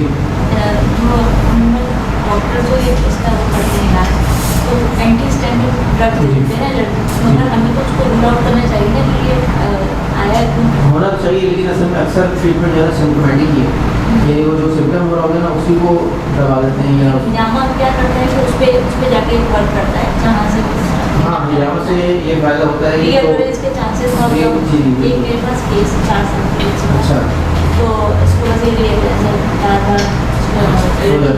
हाँ 365 आया IgE, मैंने उसका सिर्फ 155.8, तो माशाल्लाह से नहीं, तो उसको उनकी एलर्जी के बगैर उसका सोना ही मुश्किल। जी बिल्कुल, बच्चों में तो बहुत जल्दी रिस्पॉन्स आता है, मैं अक्सर चीज़ों को देखा है, लेकिन बच्चों में करने में ये मसला है कि कोऑपरेट नहीं करते हैं। हाँ या तो बहुत छोटा बच्चा हो या थोड़ा बड़ा बच्चा हो, यानी या तो 2 साल से कम हो या जो है ना 7 साल से ज़्यादा हो, तो फिर आराम से करा लेते हैं। लेकिन बीच की जो एज होती है ना इसमें बड़ा मुश्किल होता है, इसमें बच्चों को हैंडल करना मुश्किल होता है, लेकिन उनका हिजामा सेफली बिल्कुल हो सकता है और बहुत अच्छे रिजल्ट हैं इसमें, बहुत अच्छे रिजल्ट हैं खासतौर पर ये सारा इशू एलर्जी वाला। अच्छा, तो ये बेसोफिल्स जो है वो एलर्जिक रिएक्शंस के अंदर समझने के एक्टिव हुए होते हैं, और कोई ना कोई चीज़ ऐसी बॉडी के अंदर एंटर होती है जिसकी वजह से ये जिससे बॉडी आपकी एलर्जिक है। तो एलर्जी वाली चीज़ों से जब भी एक्सपोजर होता है तो उसके बाद फिर रिएक्शन आता है, तो वो रिएक्शन बेसोफिल्स के काम करने के थ्रू आता है अक्सर औकात। ठीक है, तो बेसोफिल्स एलर्जिक चीज़ों को मेंटेन कर रहे हैं, मैनेज कर रहे हैं। इसिनोफिल्स जो है वो पैरासाइट्स को, और न्यूट्रोफिल्स जो है वो माइक्रो ऑर्गेनिजम्स को ख़त्म कर रहे हैं फेगोसाइटोसिस के जरिए से। फेगोसाइटोसिस का मतलब क्या है? उसको खा जाना, ठीक, फेगोसाइटोसिस। इसके बाद आते हैं उस पर जो आपके एक रेनियोसाइट्स थे, तो उसमें एक टाइप है मोनोसाइट्स, और ये टिश्यू मैक्रोफेजेस के प्रीकर्सर्स होते हैं। टिश्यू मैक्रोफेजेस क्या होते हैं? जो टिश्यूज़ के अंदर मौजूद होते हैं, यानी जैसे ये तो ब्लड में न्यूट्रोफिल्स मौजूद हैं, तो ब्लड से निकल के जो टिश्यूज़ हैं, टिश्यूज़ के अंदर जो आपकी जो वहाँ जैसे मिसाल के तौर पे आप उसको क्या कहेंगे ना, उसकी मिसाल में तो एक जो है ना वो हाईवे के ऊपर एक ट्रैफिक पुलिस होती है, और एक जो है ना वो रोड्स पे होती है, और एक इलाकों में भी मोबाइल गश्त कर रही होती है ना, वो इलाकों वाली जो मोबाइल है ना वो ये मोनोसाइट्स, ठीक है। तो ये जो इलाके के अंदर गश्त करने वाली मोबाइल है ये वो है। तो ये टिश्यू मैक्रोफेजेस हैं जो कि टिश्यूज़ के अंदर सर्कुलेट कर रहे होते हैं इंटरस्टिशियल फ्लूइड के जरिए से, सही है। तो वहाँ पर ये इनका भी काम ये मैक्रोफेज है, तो मैक्रोफेजेस जो है ना वो इनगल्फ करते हैं जो भी जरासीम उनके कॉन्टैक्ट में आ जाए तो उसको ये पकड़ के खा जाए। तो वही जो तरीका जैसे अभी मैंने बताया था उसी तरीके से डाइजेस्ट भी कर लेते हैं, उसको हजम करके ख़त्म कर देते हैं। और आखिरी जो टाइप थी वो थी लिम्फोसाइट्स। लिम्फोसाइट्स बहुत अहम चीज़ है और इनकी बहुत तफसील है, लेकिन मैं इसमें कोशिश करता हूँ थोड़ा इसको मुख्तसर ही रखने में। ये 3 टाइप के होते हैं साइटोटॉक्सिक। अच्छा, ये उससे पहले 2 टाइप के होते हैं, टी सेल्स और बी सेल्स। लिम्फोसाइट्स की वो हमें ये नजर आ गया, हाँ ठीक। टी लिम्फोसाइट्स जो थाइमस ग्लैंड से प्रोड्यूस हुए बिफोर प्यूबर्टी, सही, थाइमस ग्लैंड से प्रोड्यूस होते हैं और उसके बाद फिर ये स्टोर हो जाते हैं मुख्तलिफ जगहों पे स्टोर हो जाते हैं, जिसमें अभी आगे चल के वो डिस्कस करेंगे कहाँ स्टोर होते हैं। अभी फिलहाल ये याद रखें कि 2 लिम्फोसाइट्स की 2 टाइप्स हैं। एक है टी लिम्फोसाइट्स जो थाइमस ग्लैंड से प्रोड्यूस हुए थे प्यूबर्टी से पहले। थाइमस ग्लैंड है ना वो तकरीबन ये स्ट्रेटम के पास होता है और प्यूबर्टी से पहले एक्टिव होता है, यही मेंटेन कर रहा होता है आपकी इम्यूनिटी, और उस वक्त ये एक्टिव होता है। बाद में फिर इसके फंक्शन कुछ और हो जाते हैं, लेकिन इसका जो मेन काम है वो टी लिम्फोसाइट्स को प्रोड्यूस करना। तो ये टी इसलिए कहलाते हैं क्योंकि ये थाइमस ग्लैंड से प्रोड्यूस हुए, तो टी जो थाइमस से आया है। फिर दूसरे जो बी लिम्फोसाइट्स हैं जो प्रोसेस होते हैं बोन मैरो में आफ्टर बर्थ। तो ये प्यूबर्टी की बर्थ से पहले थाइमस ग्लैंड में और बर्थ के बाद जो है वो बी लिम्फोसाइट जो है वो प्रोसेस होते हैं बोन मैरो में, और टी लिम्फोसाइट स्टोर हो चुके होते हैं, वही फिर आपकी बॉडी में इम्यूनिटी चल रही होती है, डेवलप हो चुकी होती है। तो ये जो बी लिम्फोसाइट्स हैं इनको बी इसलिए कहते हैं क्योंकि ये जब पहली दफ़ा जब इनको देखा गया था, पहचाना गया था, तो वो बर्ड्स में से बर्ड्स का एक पार्ट होता है बरसा, वहाँ से ये प्रोड्यूस होते हैं, सही। तो ये वहाँ क्योंकि पहली दफ़ा देखे गए थे तो इसलिए इनका नाम बी लिम्फोसाइट रख दिया गया। अब वो बर्ड से है या बरसा से है उसका लेकिन इससे कोई ताल्लुक नहीं। लेकिन बाद में भी अब अगर हम बात करते हैं तो ये टी लिम्फोसाइट जो है वो आपका थाइमस ग्लैंड से प्रोड्यूस हुए, और बी लिम्फोसाइट जो है वो बोन मैरो में प्रोसेस होते हैं आफ्टर बर्थ, ठीक है। ये 2 टाइप्स हैं। अब ये दोनों स्टोर कहाँ होते हैं? लिम्फोइड टिश्यू में। अब बात आ गई जो आपने कहा था लिम्फ नोड्स का, तो ये लिम्फ नोड्स में स्टोर होते हैं। लिम्फ नोड्स मुख्तलिफ जगहों पर हैं बॉडी में, नेक पर भी हैं, आपके आर्मपिट्स में हैं, इंगुइनल रीजन में हैं। तो लिम्फ नोड्स जो होते हैं ये इनकी स्टोरेज साइट्स हैं, इसकी लिम्फोसाइट्स की, दोनों टाइप के लिम्फोसाइट्स, ये दोनों लिम्फ नोड्स पर जाकर स्टोर होते हैं। स्प्लीन में भी होते हैं, बोन मैरो में भी होते हैं और जीआईटी में भी होते हैं। तो इनकी लिम्फ नोड्स है ना वो कलेक्शन ऑफ लिम्फ सेल्स है, कुछ स्पेशलाइज्ड सेल्स हैं जिसके अंदर समझ लें आप ये इन्हीं का ही कलेक्शन है, जो कि अगर कभी स्वेल हो जाए तो फिर आपको पता चलता है। जिसको हम बोलते हैं ना गिल्टियाँ, और वो उभर जाते हैं, कभी नेक पे होते हैं, नेक पे भी हैं। अगर कभी कोई इन्फेक्शन हो जाए, जिस एरिया में भी कोई इन्फेक्शन हो या जिस एरिया के लिम्फ नोड्स एक्टिव हो जाए और वहाँ पर लिम्फोसाइट्स की प्रोडक्शन तेज़ हो जाए, जब भी बॉडी में इन्फेक्शन होता है ना, तो जो भी उससे टच में सिक्योरिटी फोर्स हमारी जो भी होती है इनमें से ना, ये सारी सिक्योरिटी एजेंसी या सिक्योरिटी फोर्सेज हैं, तो उनमें से जो भी उससे टकरा रही होती है तो उसकी तादाद बढ़ जाती है। ठीक है, तो हमें इससे ये फ़ायदा होता है कि अगर कभी CBC करवाएं किसी पेशेंट का जिसको कोई इन्फेक्शन हो, तो उसके अंदर आपने देखा होगा WBC काउंट, जिसको ल्यूकोसाइट काउंट भी कहते हैं। ल्यूकोसाइट WBC का नाम है, बायोलॉजिकल नेम या साइंटिफिक नेम। तो ल्यूकोसाइट्स में 5 टाइप्स के अलग अलग आ रहे होते हैं। ये 5 टाइप्स होती हैं, न्यूट्रोफिल्स, ईसिनोफिल्स, बेसोफिल्स और मोनोसाइट्स और लिम्फोसाइट्स। तो उन सब के आगे उनकी परसेंटेजेस या उनकी क्वांटिटी लिखी होती है। अब उसमें से जो भी बढ़ी भी आएगी नॉर्मल से ज़्यादा, तो इसका मतलब है कि जो इन्फेक्शन हुआ है वो उस वाली सिक्योरिटी फोर्स से मुताल्लिक़ है। अभी आपने देख लिया है कि कौन कौन सा किस किस एरिया में काम कर रहा है, कि सबके अलग अलग एरियाज हैं, अलग अलग जो है फंक्शन हैं। तो अब जो बढ़ा हुआ होगा तो उससे आपको आइडिया हो जाएगा कि कौन सी टाइप का इन्फेक्शन हुआ। तो इससे डायग्नोसिस में मदद मिलती है कि फिर देखते हैं कि कौन से इन्फेक्शन हैं जो कि लिम्फोसाइट को बढ़ा देते हैं। तो वहाँ से फिर उसके बाद उनकी तफसीलात मौजूद हैं, फिर वो कौन सी मेडिसिन हैं जो उनको, तो ये मैं आपको मेडिसिन के मामले में से बता रहा हूँ। लेकिन यह है कि यहाँ पर हम जो बात कर रहे हैं ये कि हमें डायग्नोसिस में मदद मिल सकती है, पता चल जाएगा कि क्या इशू है। यानी अगर काफ़ी चीज़ों में हेल्प मिलेगी, डायग्नोसिस के अंदर आपको काफ़ी हेल्प मिलेगी इससे। तो जो आपने सवाल किया था लिम्फ नोड्स का, तो वो लिम्फ नोड अगर स्वेल होते हैं तो उसका मतलब होता है कि कोई ना कोई ऐसा इन्फेक्शन है जिसमें लिम्फोसाइट्स इन्वॉल्व है और इम्यूनिटी से रिलेटेड कोई है, कोई एंटीजन आपकी बॉडी में घुस गया है। एंटीजन का मतलब क्या है? फॉरेन पार्टिकल, गैर मुल्की कोई सेल। पैथोजन कहते हैं बीमारी पैदा करने वाले जरासीम को। एंटीजन जो भी आपकी बॉडी से बाहर का हो वो एंटीजन है, और जो पैथोजन वो है जो कि बीमारी पैदा करने का भी केपेबल हो। क्योंकि एंटीजन और कोई और चीज़ भी हो सकती है। मिसाल के तौर पे किसी ने अगर अपना किडनी ट्रांसप्लांट करवाया तो आपको किडनी जो है ना, वो दूसरे बंदे का किडनी आया तो हमारी बॉडी उसको as a foreign particle treat करती है और हमारा जो डिफेंस सिस्टम है फ़ौरन उसके खिलाफ एक्टिव हो जाता है। तो उस वक्त में फिर इम्यूनो सप्रेसेंट ड्रग्स दी जाती हैं, इम्यूनिटी को दबाने वाली दवाएं, ताकि वो हमारा इम्यून सिस्टम जो उसको सप्रेस कर दें, ताकि वो बॉडी जो है वो एक्सेप्ट कर ले उसको, ऑर्गन को, वरना ऑर्गन रिजेक्ट हो जाता है। इसी तरह से ब्लड ट्रांसफ्यूजन भी जब होता है तो उसके अंदर भी ये चांसेस होते हैं, लेकिन ब्लड ट्रांसफ्यूजन में बहुत क्योंकि मैच करके किया जाता है, उसके अंदर इतने ज़्यादा रिएक्शन नहीं आते हैं। लेकिन अगर कभी आते हैं ना तो वो इन्हीं वजह से आते हैं कि बॉडी एक्सेप्ट नहीं करती सेम ब्लड ग्रुप होने के बावजूद भी। कभी कभार बहुत रेयरली ऐसा होता है कि रिएक्शन हो जाता है। खैर वो फ्लेबॉटमी में जो है ना काफ़ी कॉम्प्लिकेशन हैं, यानी वो ब्लड डोनेशन वाला जो मामला है उसमें। अच्छा, ये यहाँ तक चीज़ क्लियर हो गई कि लिम्फोसाइट्स ये ए ग्रेन्युलोसाइट्स हैं और ये 2 टाइप के होते हैं, टी लिम्फोसाइट्स और बी लिम्फोसाइट्स। ठीक है, अच्छा कहाँ प्रोड्यूस होते हैं उसको आप छोड़े, उसकी ज़रूरत नहीं है, बस अभी आगे चल के इनका जो फंक्शन आएगा ना तो उससे याद रखिएगा। तो टी लिम्फोसाइट्स और बी लिम्फोसाइट्स दोनों स्टोर कहाँ होते हैं? लिम्फॉइड टिश्यू में, लिम्फ नोड्स के अंदर यही, और स्प्लीन में, बोन मैरो में और GIT में। सही, यहाँ तक चीज़ क्लियर है बिल्कुल कि ये कहाँ पर स्टोर होते हैं, 2 टाइप्स हैं और कहाँ स्टोर होते हैं। अब इनका जो फंक्शन भी देख लेते हैं कि बी सेल्स प्रोवाइड करते हैं ह्यूमोरल और बी सेल मीडिएटेड इम्यूनिटी। ठीक है, ह्यूमोरल से क्या मुराद है? ह्यूमर से क्या मुराद होती है? ह्यूमर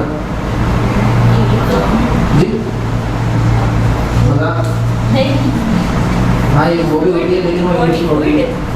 हाँ, कोई सा भी फ्लूइड हो, लिक्विड हो बॉडी में तो हम उसको ह्यूमर कहते हैं। ठीक है, तो ह्यूमरल का मतलब क्या हुआ कि जो ब्लड के अंदर जो मौजूद होते हैं ये या बोन मैरो में मौजूद होते हैं मिसाल के तौर पे, तो ये ह्यूमरल प्रोवाइड करते हैं इम्यूनिटी, यानी उस एरिया के अंदर, बोन मैरो के अंदर या ब्लड के अंदर भी, और इसको हम कहते हैं बी सेल मीडिएटेड इम्यूनिटी।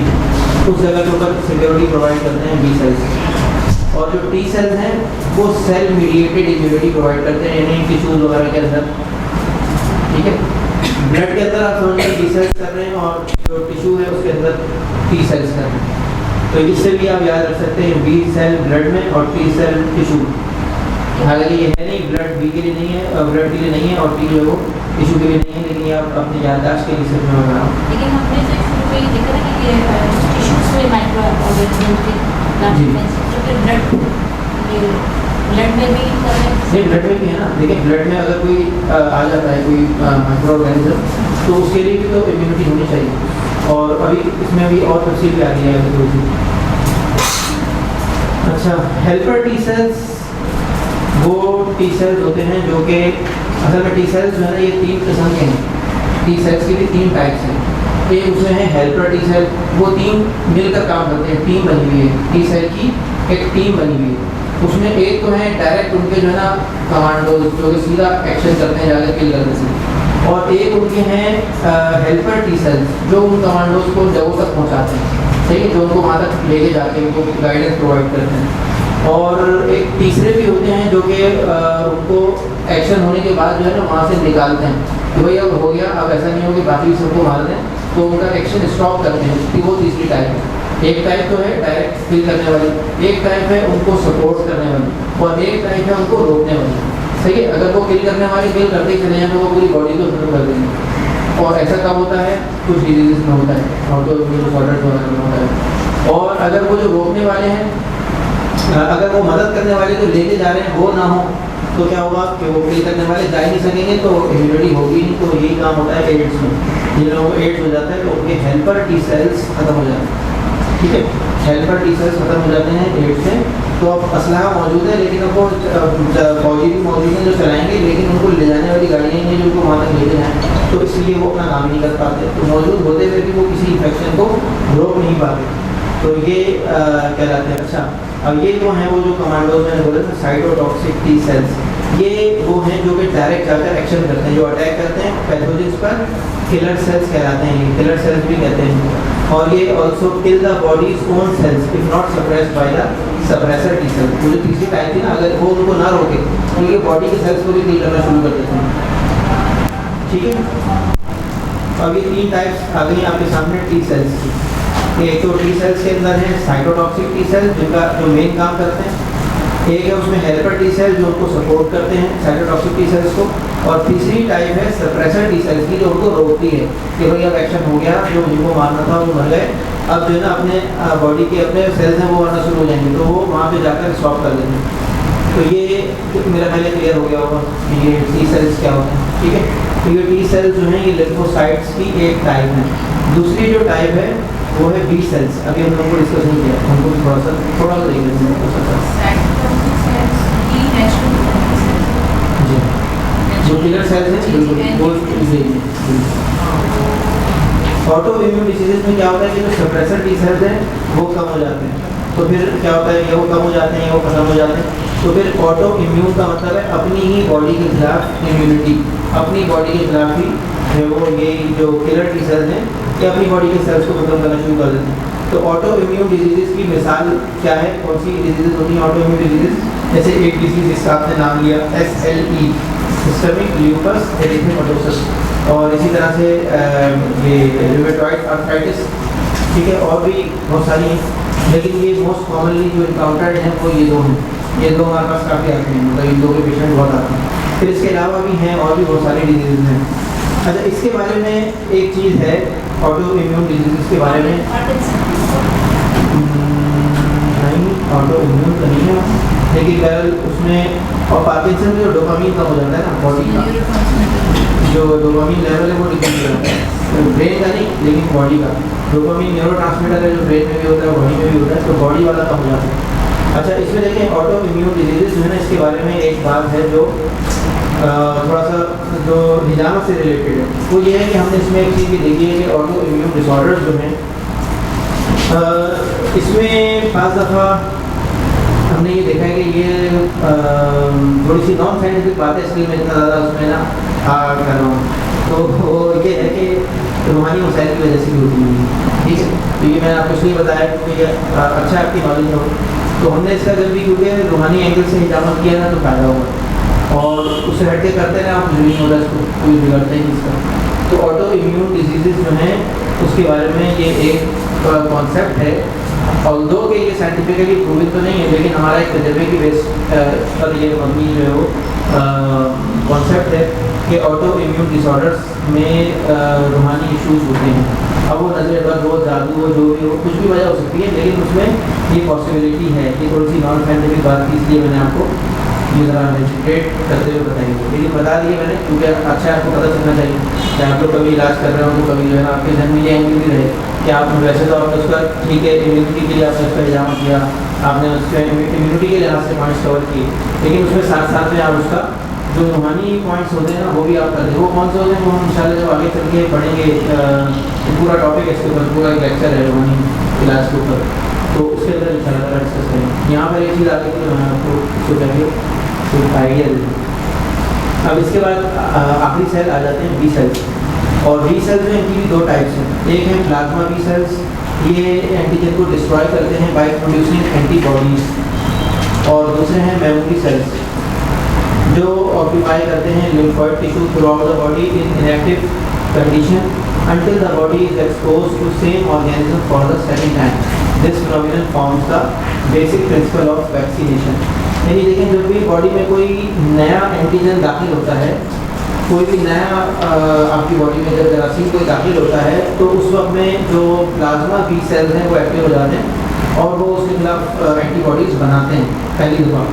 अब जब वो पहली दफ़ा एक दफ़ा बन गई ना एंटीबॉडीज़, तो उसके बाद फिर जो दूसरे मेमोरी सेल्स हैं जो बी सेल्स की टाइप है, तो वो क्या करती है कि वो उस मेमोरी को सेव कर लेती है और महफूज करके रख लेती है कि आइंदा अगर ये आया दोबारा तो छोड़ेंगे नहीं इसको। तो फिर जो है ना जब वो अगर आइंदा भी अगर वो आ गया जरासीम तो उसके लिए पहले से जो है ना हथियार जो है वो तैयार रखे हुए होते हैं, और फिर वो फौरी तौर पर उस पर रिएक्शन शुरू हो जाता है, तो उसको घुसने का, उसको कुछ नुकसान पहुँचाने का मौका नहीं मिलता। सही। तो जब कोई नया एंटीजन आता है तो उसमें रिस्पॉन्स आने में देर लगती है क्योंकि उसका इम्यूनिटी बिल्डअप नहीं हुई भी होती। तो जो बच्चे होते हैं ना उनकी इम्यूनिटी आहिस्ता आहिस्ता डेवलप होती है, ग्रेजुअली डेवलप होती है, जैसे जैसे एक्सपोजर होता है वैसे वैसे इम्यूनिटी। आपने देखा होगा जो बच्चे कसरत सुनते हैं, जो बहुत ज़्यादा एक्सपोज होते हैं जरासीम से, उनकी इम्यूनिटी बहुत स्ट्रॉन्ग होती है। वो क्यों होती है? क्योंकि वो मुस्तकिल एक्सपोजर में। और एक बच्चा जो बिल्कुल समझने के यानी स्टेरलाइज बच्चा है, आपको समझिए, तो वो जो है ना बहुत ज़्यादा नाजुक होता है। यानी अगर उसको फीडर भी उबाल के दी जाएगी और उसके खिलौने भी उबाल के दिए जा रहे हैं और फर्श भी जो है ना वो बहुत ज़्यादा ही उसको घर में ऑपरेशन थिएटर वाले हॉल में रखा जा रहा है, तो उसके नतीजे में क्या होता है कि जब वो घर से निकलता है तो जाहिर हर जगह थोड़ी आप जो है ना वो ज़मीन उबाल के देख सकते हैं उसको, तो वो फिर क्या होता है कि एक्सपोज होता है, फ़ौरन बीमार पड़ जाता है। उसकी इम्यूनिटी स्ट्रॉन्ग नहीं है। तो इम्यूनिटी स्ट्रॉन्ग कैसे होती है? एक्सपोजर से। वो कैसे होती है? उसका पीछे ये मैकेनिज्म कि सबसे पहले प्लाज्मा बी सेल्स जो है ना वो एंटीबॉडीज़ बनाते हैं, और प्लाज्मा के और जो B cells memory B cells हैं तो वो लिम्फोइड टिश्यूज़ के अंदर उनकी जो है ना वो मेमोरीज को सेव कर लेते हैं एंटीबॉडीज़ की। तो जब नेक्स्ट टाइम कोई एंटीजन आता है तो उसके खिलाफ एंटीबॉडीज़ पहले से बनी हुई होती हैं और वो जाके अटैक कर देते हैं उसके ऊपर। यहाँ पर ये पिक्चर भी दी हुई है कि किस तरीके से ये जो है वो बी सेल है और ये इसके ऊपर ये रिसेप्टर है और इस पर ये एंटीजन आके बाइंड हुआ, और जैसे ये बाइंड हुआ तो फौरी तौर पर इसके अंदर जो है ना वो काम शुरू हो गया, साइटोकाइन रिलीज होना शुरू हो गए और मुख्तलिफ केमिकल रिलीज होना शुरू हो गए। ये CD4 एंटीबॉडीज़ जो है ना वो बनना शुरू हो गई और हेल्पर सेल्स की मदद से। तो उसके बाद ये फिर जो वो थे आपके किलर सेल वगैरह वो यानी मुख्तलिफ इसमें काम होते हैं, वो सारी तरह के काम होते हैं। मैं इसकी तफसील में जा रहा हूँ, ये भी एक बहुत लंबा टॉपिक है। फिर आप बस इतना याद रखें कि एंटीबॉडीज़ कहाँ पे बनती हैं, कौन से सेल बनाते हैं, कौन से सेल बनाते हैं एंटीबॉडीज़? बी सेल्स, लिम्फोसाइट्स के अंदर बी सेल्स, और लिम्फोसाइट में जो टी सेल्स हैं वो दूसरा काम करते हैं, वो किलर सेल्स का काम करते हैं वो, ठीक है, डायरेक्ट एंटीजन को किल कर देते हैं। मगर उनके खिलाफ जो एंटीबॉडीज़ पहले से बना के रखते हैं वो कौन से सेल्स हैं? वो बी सेल्स। ठीक है, अब इसके बाद ये बस एक मुख्तसर सा ये देख लें इम्यूनोग्लोब्यूलिन्स क्या होते हैं। ये जो अभी हमने IgE की बात की थी ना, तो इसी तरह से IgA है, G है, M है और D भी है। तो A जो है वो प्रिवेंट करता है attachment of bacteria and viruses to mucous membrane. यानी आप ये देखें कि कितनी सारे आपके जिस्म में हिफाजती मैकेनिज्म्स काम कर रहे हैं, सही है ना। और उससे पहले और भी तरीके हमें बता दिए गए कि भाई हाथ धो के खाना खाएं और जो है वो बिस्मिल्लाह पढ़ के खाएं, और फिर आप जब हाथ धो के खा रहे हैं तो उसका मतलब कोई गंदी चीज़ आपके हाथों में लगी भी नहीं होगी, खाना भी आपका पाक और साफ होगा। बहुत सारे रास्ते जो है ना वो पहले ही बंद कर दिए गए हैं बीमारियों के, हलाल खाने से बची बरकत होगी। तो उसके बाद बावजूद भी कोई चीज़ अगर एंटर हो गई है तो फिर उसके लिए बहुत सारी डिफेंस मैकेनिज्म हैं जो शुरू हो जाते हैं, मुँह से ही शुरू हो जाते हैं। जब खाना खाया तो मुँह से ही शुरू हो जाता है काम, फिर मेले में जाकर वो तेजाब है मेले के अंदर, आप अपने सब अपने मेलों में तेजाब लेकर घूम रहे हैं, HCl जो अच्छा खासा कंसनट्रेटेड है, वो उस खाने को जो है ना पूरा गला लेता है, उसके अंदर से और भी कोई जरासीम अगर चले भी गए तो वो ख़त्म हो जाते हैं। फिर उसके बाद आगे जाता है खाना, फिर वो एब्जॉर्ब होता है खून में आता है, खून के अंदर ये सारे जो है ना आपके सिक्योरिटी गार्ड्स घूम रहे हैं, और उसके बाद फिर वहाँ से लिवर में जाता है। लिवर अलग उसको जो है ना वो दोबारा से उसकी सही से स्क्रूटनी करता है, वो उसको से गुजारता है, वो वॉक थ्रू गेट होता है ना, तो उस तरह का गेट लगा हुआ है लिवर के अंदर, तो खाना सारा पहले उसमें से गुजरता है, फिर बॉडी में सर्कुलेशन में आता है। फिर सर्कुलेशन के अंदर भी सफाई चल रही है, ये सारे वाइट ब्लड सेल्स मौजूद हैं। उसके बाद फिर सफाई इसकी चलती रहती है उस समय, फिर कुछ किडनी के जरिए सफाई हो रही है, वो अलग तरीके की सफाई है, मतलब ये जरासीम वाली सफाई है।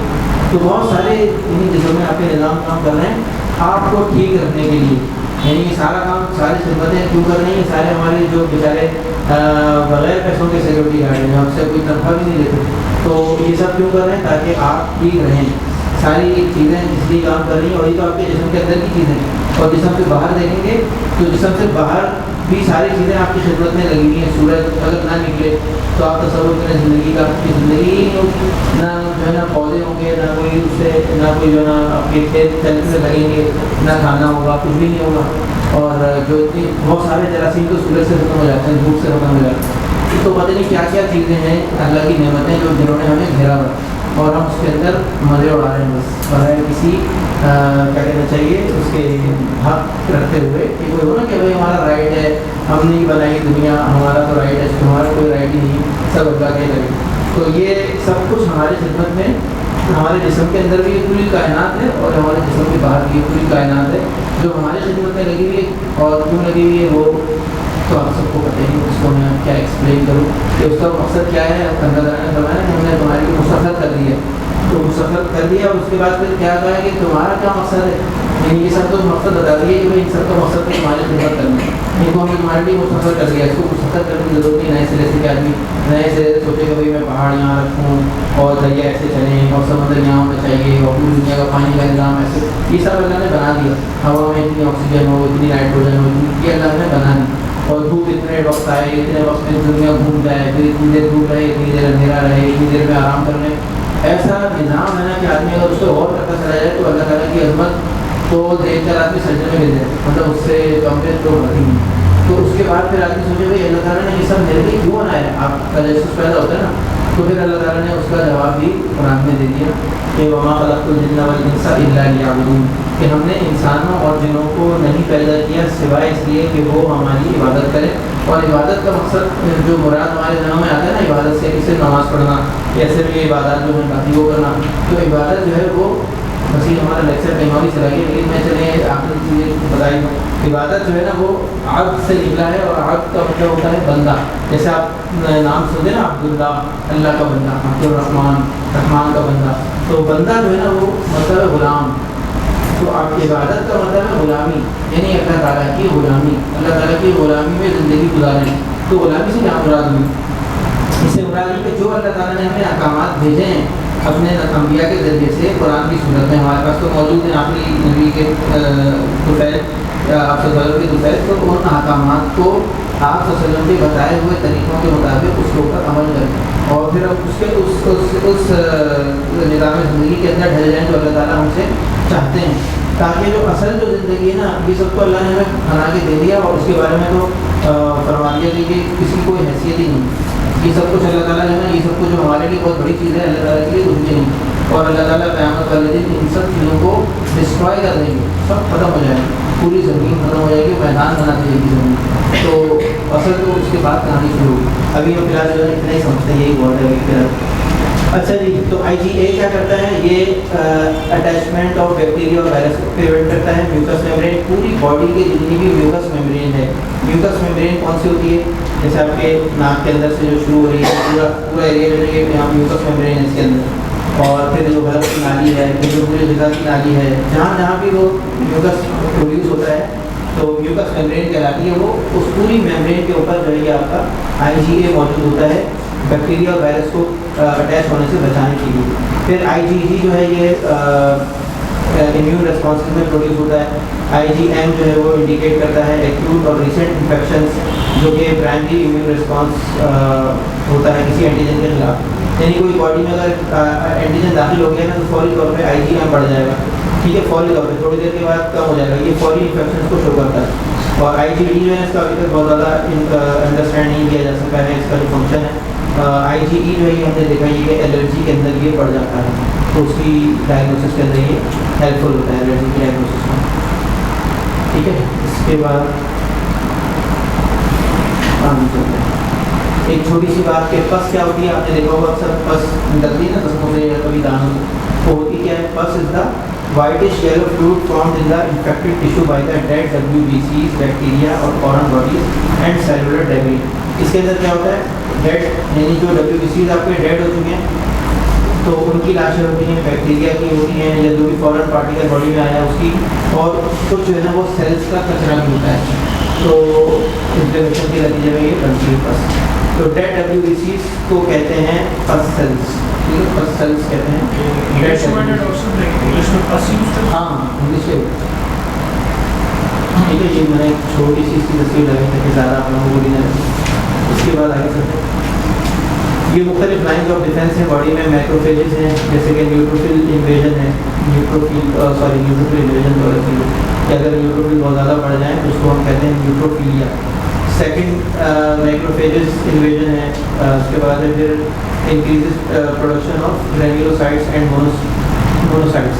तो ये मुख्तलिफ लाइन्स ऑफ डिफेंसेस हैं, पहले एक सामने आती है, जब उससे काबू में नहीं आता फिर वो और पीछे से मदद के लिए बुला लेते हैं, फिर दूसरे आते हैं, फिर उसके बाद जो है ना अगर फिर भी ख़त्म नहीं होता तो फिर ग्रेन्युलोसाइट्स और मोनोसाइट्स की प्रोडक्शन बढ़ जाती है, फिर वो जो है उसके अंदर फिर अगर मज़ीद इन्फेक्शन आगे प्रोग्रेस करता है तो फिर मज़ीद जो आपके वाइट ब्लड सेल्स हैं वो इन्वॉल्व होते चले जाते हैं। क्या करें, इसको अभी देखें या बाद में देखें? वैसे प्लेटलेट्स में ऐसी को हमें तफसील में जाना नहीं, यही एक ही स्लाइड है बस, और उसमें सिर्फ ये कि प्लेटलेट्स आपके ब्लड को रोकने के काम आती है। अगर कहीं पे कट लग गया, वहाँ से खून बहना शुरू हो गया, तो अब जो चीज़ उसको रोकेगी ना वो प्लेटलेट है। प्लेटलेट जो है वो बहुत अहम रोल मतलब उसमें प्ले करेगी। उसके अंदर भी असल है तो दो तीन चीज़ें, लेकिन अभी फ़िलहाल उसको मैं मुख्तसर रख रहा हूँ कि आप यही प्लेटलेट जो है वो ब्लीडिंग को स्टॉप करने के लिए अपना फंक्शन परफॉर्म करती हैं। ये मिसाल के तौर पे ये ब्लड में सर्कुलेट कर रही है, ठीक है, ब्लड सर्कुलेट हो रहा है, उसके अंदर प्लेटलेट भी चल रही है, कहीं पे कट लग गया, खून जो है ना वो कैपिलरी से या वेन से बाहर जाना शुरू हो गया, तो अब क्या होगा, प्लेटलेट्स वहाँ पर एग्रीगेट होना शुरू हो जाएंगी, जमा होना शुरू हो जाएंगी उस जगह के ऊपर, वहाँ पे रुकना शुरू हो जाएंगी। जैसे होता है ना एक्सीडेंट देख के लोग रुक जाते हैं, तो ऐसे जो है ना एक्सीडेंट देख के प्लेटलेट भी रुक जाती हैं, और ये सिर्फ रुकती नहीं है बल्कि ये एम्बुलेंस को भी कॉल करती है, फौरी तौर पर पुलिस को भी बुलाती हैं, और उसके नतीजे में क्या होता है कि जो क्लॉटिंग फैक्टर्स हैं आपके खून के अंदर गर्दिश कर रहे होते हैं, वो उनकी एक साइकिल एक्टिवेट हो जाती है, उनके अंदर एक पूरी साइकिल चलती है। पहले क्लॉटिंग फैक्टर 1 एक्टिवेट होता है, फिर 2 होता है, फिर 3, 4, 5, 6, 12 हैं, सही ना, वो एक से दूसरे से तीसरा एक्टिवेट होता चला जाता है। आखिर में जो चीज़ बनती है ना, और इसके पीछे भी बड़ी हिम्मत है कि वो ऐसा क्यों होता है, लेकिन बहरहाल जो आखिर में चीज़ बनती है वो होती है धागे, जिसको कहते हैं फिब्रिन, सही है, वो आखिर में बनता है। अब वो फिब्रिन जो है वो उस जगह के ऊपर जा जाके चिपकना शुरू हो जाता है और वहाँ पे एक जाल बना देता है, और उस जाल के ऊपर फिर प्लेटलेट्स भी आगे चिपक जाती हैं, उस पर कुछ RBCs भी चिपक जाते हैं, कुछ उस पर मैक्रोफेजेस भी आगे चिपक जाते हैं, सब अपना हिस्सा डालते हैं। तो सब लोग मिलकर उस शगाफ को बंद करने की कोशिश करते हैं जो कट लगने की वजह से उस रग के अंदर पड़ गई, तो वो एक आर्जी तौर पे एक बंद बांध देते हैं, तो खून बहना रुक जाता है। लेकिन अब जो है ना दूसरा काम स्टार्ट होता है, वो काम होता है रिपेयरिंग का, तो वो काम खुद ही शुरू हो जाता है। वो जो दीवार कट गई है उसकी ना वो उसकी ईंटें खुद बनना शुरू हो जाती हैं, एपिथेलियल सेल्स वो मल्टीप्लाई होना शुरू हो जाते हैं और वो आपस में जुड़ जाते हैं और फिर उस शगाफ को बंद कर देते हैं। अब जब ये बंद हो गया तो उसके बाद अब ये जो एक पूरा एक बंद बांधा गया था, तो ये बंद जो है ना ये नुकसानदेह हो जाएगा अगर ये रहा तो, क्योंकि अगर यहाँ से उखड़ गया फिर आगे जाके कहीं दिमाग में फंस गया तो स्ट्रोक हो सकता है। तो इसलिए क्या होता है, अब एंटी क्लॉटिंग फैक्टर्स एक्टिवेट हो जाते हैं। जैसे ये शगाफ बंद होता है, एंटी क्लॉटिंग फैक्टर्स एक्टिवेट होते हैं और वो इस शगाफ ये जो इस बंद बना था ना, जिसमें फिब्रिन भी था, फिब्रिन के धागे थे, प्लेटलेट्स थी, WBCs थे, मैक्रोफेजेस थे, ये एंटी क्लॉटिंग फैक्टर्स उनको डिजॉल्व कर देते हैं, वो सब सारी चीज़ें दोबारा से डिजॉल्व हो जाती हैं, आपका ब्लड फ्लो जो है वो मेंटेन हो जाता है, रक्त जो है की रिपेयरिंग भी हो गई। तो इसमें अहम तरीन काम किसने किया, प्लेटलेट्स ने। सबसे पहले वो लोग थी, उन्होंने कॉल की थी आकर एम्बुलेंस को, यानी कि वो जो फिब्रिन है और क्लॉटिंग फैक्टर्स हैं और WBCs हैं और भी बहुत सारी चीज़ें होती हैं जो कि उस वक्त में एक्टिवेट हो जाती हैं, और ये सब आगे क्या काम करते हैं, हीमोस्टैसिस, इसको बोलते हैं हीमोस्टैसिस, ब्लड का रुकना, ब्लीडिंग का स्टॉप होना, सही। तो ये पूरा प्रोसीजर है, तो ये प्रोसीजर ये काम करती हैं आपकी ट्रीटमेंट। ठीक है, ये मैंने आपको थोड़ा सा शॉर्ट करके बता दिया है, बाकी ये सब तफसील उसी की है, वही सब चीज़ें जो मैंने अभी बताई थी। अगर किसी में ये क्लॉटिंग फैक्टर्स ना हो तो क्या होता है, कौन सी बीमारी होती है? सारे नहीं, मतलब एक आधी एब्सेंट हीमोफीलिया। तो इसका जीन अगर एब्सेंट हो ना बॉडी में, अगर जीन नहीं हो, ये जेनेटिक डिजीज़ है, अगर जीन नहीं हो तो फिर ये क्लॉटिंग फैक्टर नहीं होता। तो ऐसे लोगों में क्या प्रॉब्लम होती है, अगर कट लग गया तो खून निकलता रहेगा और डेथ हो जाएगी, खून नहीं रुकेगा। तो ऐसे अक्सर लोग सर्वाइव नहीं कर पाते, बचपन में ये अक्सर इंतकाल हो जाता है। या अगर किसी का डायग्नोज हो जाए और फिर इलाज शुरू हो जाए, विटामिन के सप्लीमेंट दिए जाते हैं उनको, विटामिन के जो है वो खून रोकने के काम आता है, या और उसका इस पर कुछ दवा दिए जाते हैं, तो कुछ ना कुछ यानी मैनेज कर लेते हैं। कुछ लोग थोड़ी लंबी ज़िंदगी भी जी लेते हैं, उनको अपने बारे में पता होता है। पहले शुरू में हम हीमोफीलिया का लिखते थे, बाकायदा पूछते थे पेशेंट से कि भाई आपको हीमोफीलिया, तो ये बाद में हमें पता चला कि ये ऐसे ये उसका पेशेंट जो है इसको बचता ही नहीं है, और बच जाए तो उसको बहुत अच्छी तरह पता हो गया कि उसे कट नहीं लगना चाहिए, तो वो कट लगवाने आपके पास आएगा ही नहीं, हमारे पास कभी नहीं आएगा 6 साल।